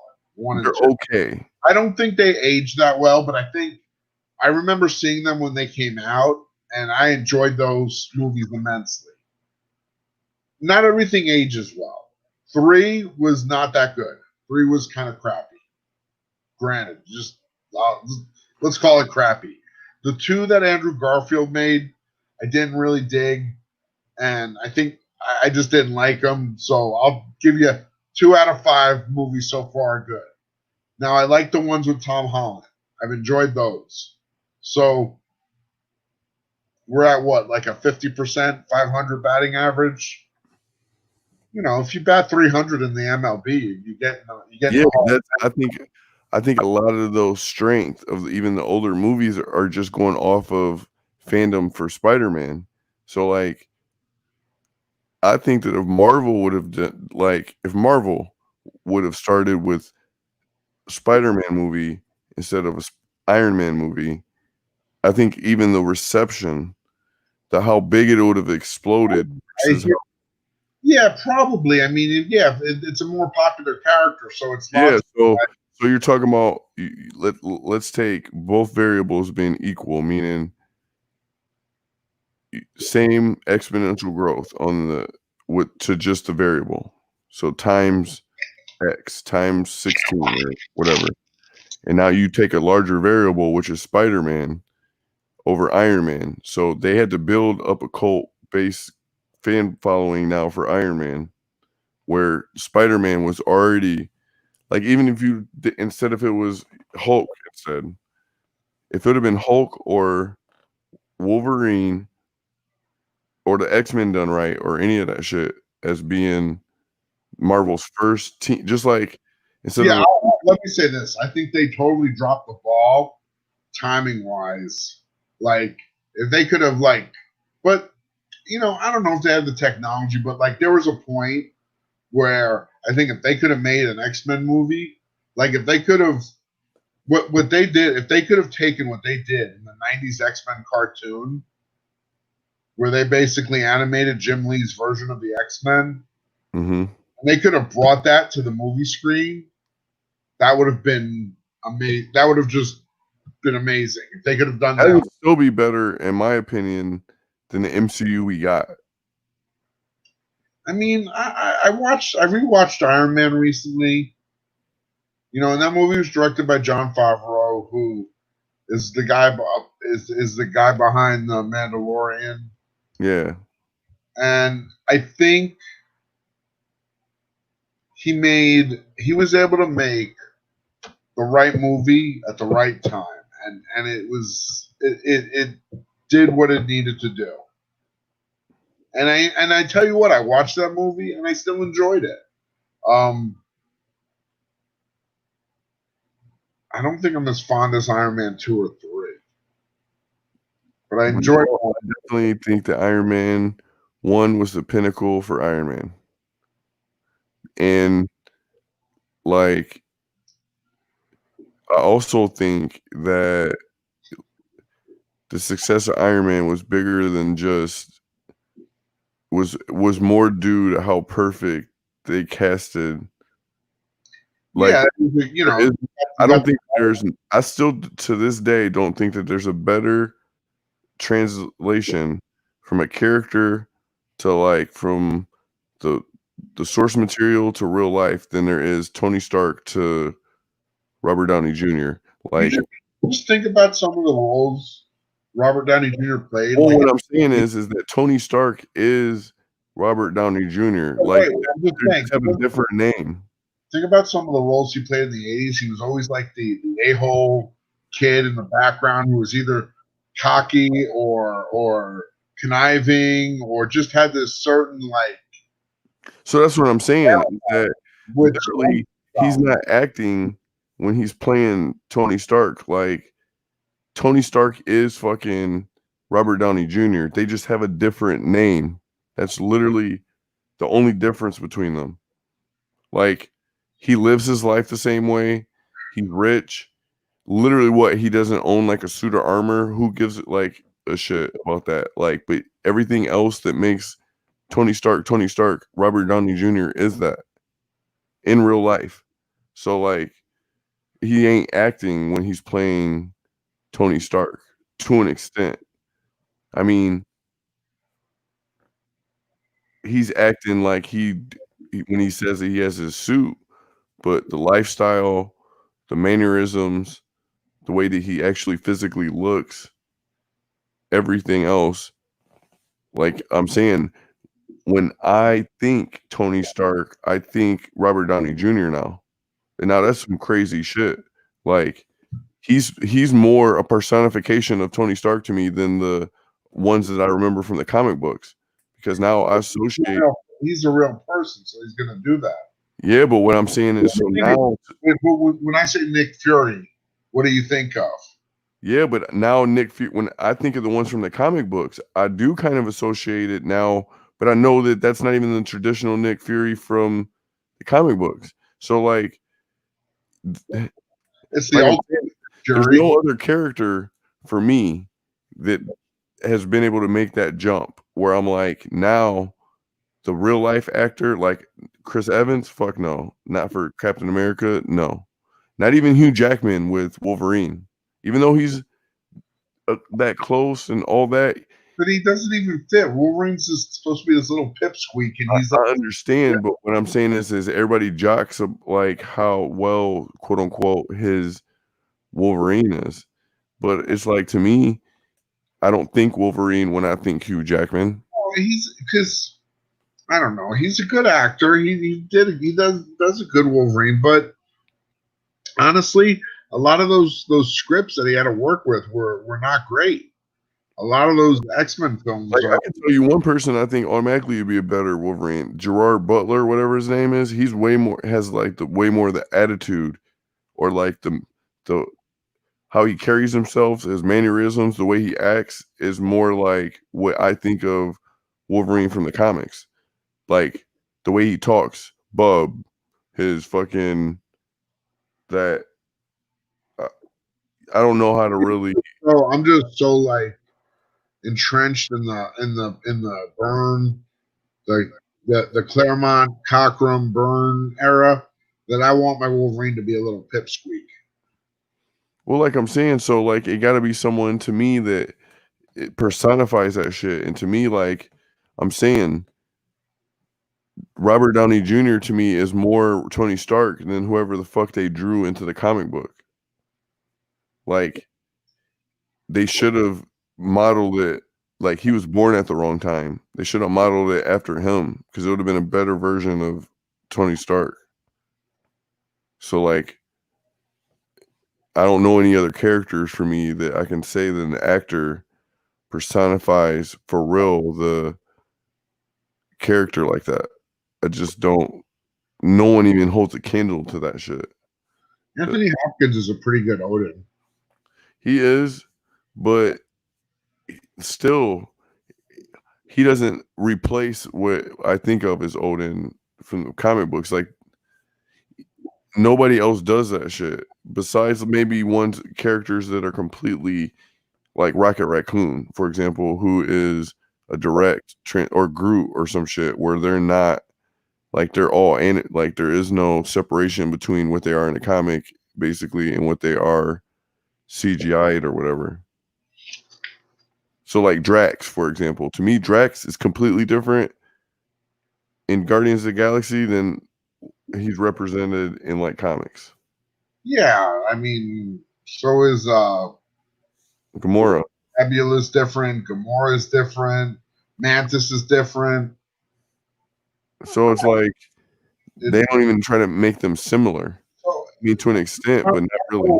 The way I always look at these movies is it's like this. When I was a kid, I would get excited when a new artist would come on a series. If it was a new artist, it was a new artist for the series that I liked because I was like, cool. I get to see how so and so draws Their interpretation or whatever. So I look at these movies and like I know I just if I'm gonna get upset over every time they're not exactly like the comic, I'm gonna get upset a lot. and yeah, Lisa says Ryan Reynolds for Deadpool. Well, I mean he really has kind of like made that character like become that character. He has the comedy like the shtick part like the Rayman's funny. He says I guess this was to my Nick Fury question. He sees David Hasselhoff. I remember he made that movie in the 90s. He made a Nick Fury movie in the 90s. Yeah, man, bad movie. But like even let's say let's do another movie that they're going to try to come out with Fantastic Four. Like they're using a dude from The Office as Richards. Yeah, but he's like Jack Ryan on the Amazon show. Yeah, but like, dude, I watched Jack Ryan, and I'm sorry, after him being fucking Jim Halper on fucking Office, him trying to be a fucking high-powered secret agent is just he's typecast now, dude. Like you can't this dude was a schmuck. I ain't gonna say a schmuck. Let's just say your everyday man But I think that's the potential of a good actor. I don't think he has to be pigeonholed. I mean, he's done some other things too. I don't think it's fair to just call him the guy from The Office. I think that he did that role for too long. Yeah, well, you could say the same thing about Star-Lord. He was on Parks and Rec. He played a complete and utter idiot. Yes, but his work on as Star-Lord outshines his work as on Parks and Rec. How can you condemn? And now look, and what I'm saying is this: when I watched Jack Ryan, his performance in that movie is not as good as his performance in The Office. So in most of his performances, his performance in The Office is better than his performance in X. So like that's still where I see as his pinnacle of his work. So until I see like this new shit where he comes out with Fantastic Four, and unless Fantastic Four is better, like is as good as like we're just talking about as like Guardians of the Galaxy 1, well then I mean I don't think there's any official word or anything on him being in Fantastic Four. I know it's been a huge like fan push, and there's as people have made art and like it's I'm just saying I don't know that I don't think it's really official. It's not 100% official, but like, yeah, that's what I heard is that he was going to be Richards. And that, who's the other person that they were talking about? They were getting this. Oh, when they were talking about rebooting Wolverine, they were doing a version of Old Man Logan with Keanu Reeves. So, but I was like, I like Keanu Reeves. I don't think that's the right role for him. I mean, I think that he could pull off, like, especially after John Wick, he could do like an older version of Wolverine. He just doesn't look like Wolverine. He's just not. I don't know. I can see him in any number of other roles. Like, I think that with makeup and if they did him as Moon Knight, and they do the crazy Moon Knight who doesn't know which is the real personality, I think he do that great. Like, I think that's a role made for him. I think he could do that, but like I'm saying, I think he could do an older version of Wolverine, but they would have to do it right. After he did that John Wick, he could definitely do a fucking Wolverine, because John Wick is a way harder character. He's basically a Wolverine without like adamantium and shit. Like he has that same mentality, the same fucking like samurai, whatever fucking attitude. Like I'm gonna just that theory that it's all just happening in the Matrix and it's really Neo. Yeah, but see, like I think that he's progressively like Keanu Reeves is someone that like I think his best work is John Wick. I think that's like where he hit. See, Lisa's talking about Jim from the Office. He's versatile. A Quiet Place was good. Yeah, I think he directed that. Where he had something. I mean, it's a good movie, but in that movie, he plays a character similar to what he did in The Office. It's like a serious version of that Jim Halpert character. That's exactly what that fucking movie is. I mean, Reed Richards isn't really like a secret agent. I know, but Reed Richards is like he could do a decent Reed Richards, and it's because he has that like that schmucky attitude. Meaning Reed Richards is kind of your clumsy, nerdy, like he is a Jim Halpert type character, so he could do well as Frank Richards, as the Frank Richards side, but like I don't know how well he's going to do the that like the hero side. That's where what worries me about him playing. I don't think Reed Richards, Mr. Fantastic, should be necessarily overly goofy or nerdy. He should be I mean, he's one of the smartest men in the Marvel universe. He should be confident. He should be assured. He should be sure of himself. I mean, he goes toe to toe with Doom. He goes toe to toe with Galactus. I mean, Yeah, that's why I think that their last choice was he off. shouldn't be. He just shouldn't be portrayed as like a goofy, tripping over himself, clumsy scientist. But that's why, like I'm saying, they show Jim as being competent, like even in the office. So it's like that's why I think he can kind of sell that character. I don't think he's a perfect fit, but I think he's a good enough fit. I can't think of someone that would be better for that role because it's hard to find someone who is both a hero and smart and that can sell both of those, meaning like who's nerdy but also like commanding. So like that's a very like delicate lot, because how do you get most people who are like commanding and shit are seen as masculine, which is kind of like the opposite of being a nerd. Nerdiness is not seen as kind of an opposition to masculinity when you see it in movies. Like they I think that's changing though, because I think what people are realizing that what was considered a nerd is now people are realizing they're not it's not the I don't know it's what am I trying to say? I think I'd like to think that the world has grown and understand that like no single person is equivalent to any stereotype. So to me, stereotypes will always break down if you look at it that they're general. So if you go to the individual, they never hold up because there's not an individual who fits into a great broad general character.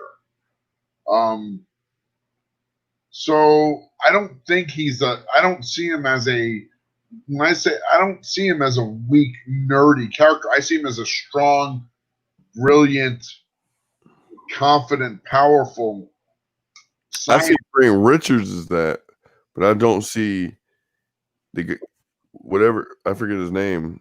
I don't see him as that. So like, Keep thinking, Jim. yeah, I see Jim Halpert. He's already set in my mind. Ron Krasinski is his name. It's like when I see him, I see Jim Halpert. I don't even see John, whatever his name is. I think it's some John in something. Yeah, Yeah. so like that's what they mean when they mean typecast. It's like now I can't help when I see him but to think like it's kind of like a comparison to me is the dude from Malcolm in the Middle. So like when he came out with Breaking Bad, it was hard for me to get into Breaking Bad for the longest, dude, because like of who that guy is. So like yeah, but honestly, I think that's more on you than it is anything else. it is, but like I'm saying, after watching Malcolm in the Middle for 8 years and him selling himself as one thing, for you to then me see the same person, it's kind of like But that's what actors are. They're actors. I know, but what I'm saying is human nature as well for me to relate. Like when I meet you and I see your face, and now I associate X characteristics with your face for 7 whatever years, and then all of a sudden now I see your face and you want me to sell me a different thing. So it's like that's why typecasting is real. It's because now when people see your face, they can't help but associate this character that you have played for so long that now that's they think. I think in Breaking Bad, he kind of had such a different look. Yeah, and I think that was also what proved that he was a good actor is because, like, yeah, once you get through that first kind of season and you kind of I think that's also why they didn't just throw you in straight like that. It's because I kind of think that they knew that people were kind of. It would have been hard to just. Well, look, I think if he ends up playing Reed Richards, Mr. Fantastic, obviously he's not going to show up dressed like Jim from The Office. He's going to have to go through a physical regimen and get in a certain level of physical shape if he's not already. And they're going to do his hair just so. And they're going to make, I got to believe that they understand that they can't make an FF movie and screw it up. They've had too many misfires. Like if they were to make another FF movie that was not good, it's done. It's like don't even try and come again. Like who's gonna want to go see that movie? Well, I mean, the same could be said almost for X-Men. They've fucked up X-Men a lot, so like. Yeah, but it's X-Men, and as long as you stick Wolverine in a movie, and I don't care who the hell plays him, you're gonna get people who are gonna go see that movie. True.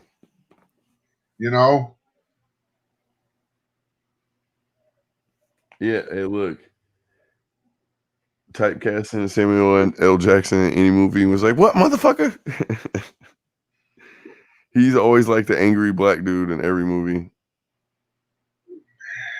He's always got to drop like 25 cuss words within like the first sentence. But I think you'll see less of that moving forward, though. But hey, one thing I can say is Marvel is good at casting. So they're on overall. I think the worst they did was with Captain Marvel. I think Brie Larson was not a good, like, I don't know really what they were thinking when they picked her for Captain Marvel. See, I don't think she's horrible. I just don't think she's that good. I think that there's all kind of actresses that I could think of right now who I think would have did, just look-wise, would have did a better job than, like, Pink. There's also kind of celebrities I could think of I think would have did a better job being Captain Marvel. Brie Larson is like, she's one of them people to me that is like, you can tell she's acting. There's no movies that I watched of her where I was like, where she like draws me in to the point where I'm like, I believe her character. I can always tell she's acting. So like, I don't know. I don't think she's a good actor. Like, even in Captain Marvel, dude, there's so much contrived shit. Like, her jokes are for maybe it was bad, not her fault, bad writing. Yeah, I mean, it was. I think Captain Marvel was an okay movie. It wasn't. It just, you know what it is when you see movies like the Guardians of the Galaxy movies that are just awesome and tons of fun to watch and rewatch, and you get movies like the Avengers that are just action packed, and it's not every movie is going to have that same level of energy and that same. And I think it's good, honestly, that they're trying to diversify the genres and not just make a superhero movie over and over and over again and just call it a superhero movie. I like the fact that the Shang-Chi movie is like supposed to be like a kung fu kind of espionage type movie, and that the next Doctor Strange movie is like a horror movie. I think the Shang-Chi movie is going to be the sleeper hit of the year. I think that's going to be the one that is going to be like the new Iron Man moment, the kind of one that no one, like Iron Man, no one really expected it to do what it did. Shang-Chi's he's a cool character, man. I like him. Because I think that it's going to capitalize on the whole John Wick, that macho masculinity, like people who traditionally don't want to be seen as comic book nerds. Yeah. It's going to allow like your kung fu UFC fighter type guy to like bro out to that movie. But I think a lot of that, but also that too, like what you just said, I think like I mean, it's not. Look, I don't think it's. I think I see people walking around all the time wearing comic book T-shirts. Yes, but that's only because it's a fucking fad now. Right. Some of these people, you walked up to them and asked them. I don't know if they're not readers. They're not comic book collectors. I get you. But I don't know if it's a fad or it's just that they've become ingrained in pop culture, with the movies being around for 10 years and still coming. And I mean, I don't know. I think it's definitely, it's less like when I say to tell people I collect comics, I get more, oh, that's cool, than I do like people laughing. Yeah, like back in the day when people were like, huh? When they would just like straight up make fun of me. And back in the day, people would first off, they would try to beat you up. And then, like, after that, there was the phase when you said you collected comics and people would look at you like you were, like, you lived on a different planet or you were yeah, they didn't get it. I mean, you're a handful of buddies that you'd see at the comic store every week. They were like, you collect comics? Like, who still does that shit?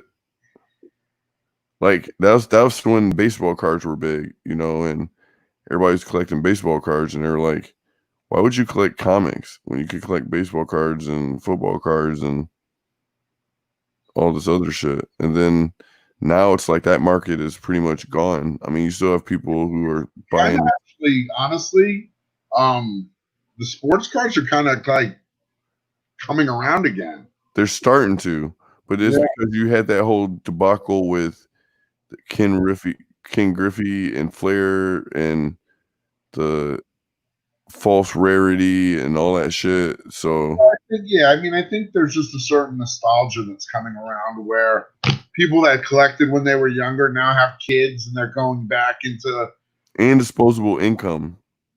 Yeah, well, they're older. They're older now, and they're further along, and they have money to spend. So, yeah, I think that's why you're gonna see, even if we see this push to digital, that why it's not really going to impact us as much because of the demographic of the collector now, the average comic collector. Cool, man. Well, let's wrap this up. I'm kind of getting sleepy. Alrighty. I'm gonna have to get up early tomorrow, get to the post office. And then we gotta get that party started later tonight. Yeah, we got an auction to do tomorrow. Long day. I might just try and stick to 3 auctions a week. 4 might be pushing it. Yeah, man. I'm telling you, because the wind down time to prepare and you need to prepare and you need time to do stuff. Yeah, and you need to recharge and sleep, shower and shave. Mm-hmm. So I definitely understand if anybody does. I want to give you a chance to say good night to everybody and goodbye, and then I'll wrap it up. All right, man. Peace out. Peace, love, and hair grease. Thank you guys for hanging out with us.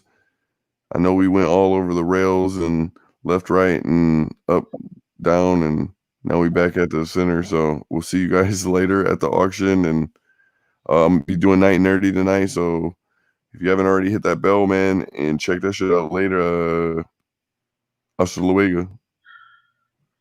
Definitely. And hey, thank you to everybody who stopped by, and those dedicated souls who are still with us. My heartfelt thanks and appreciation. I say this all the time in the auctions, but I love you guys. This is an extension of I love comic books, and this is just buying and selling them and trading them and just really connect. It's really about connecting with other people for me. I don't know. It's really not. You see how I am. Whether it's a $2 or $3, I don't. It's negligible. That's of little importance to me, But I'm more about the people and the really just the really cool and wonderful people that I get to meet and know through this hobby is really the part that's special. Yes, sir. So let me just say thank you. Good night. I hope everybody can get some sound sleep. And I'll see you all at the auction later tonight. Yep. And stay safe, man, and take care of your guys' families, man, and each other. Definitely. Good night, everybody. Gorilla Peace. Todd signing off.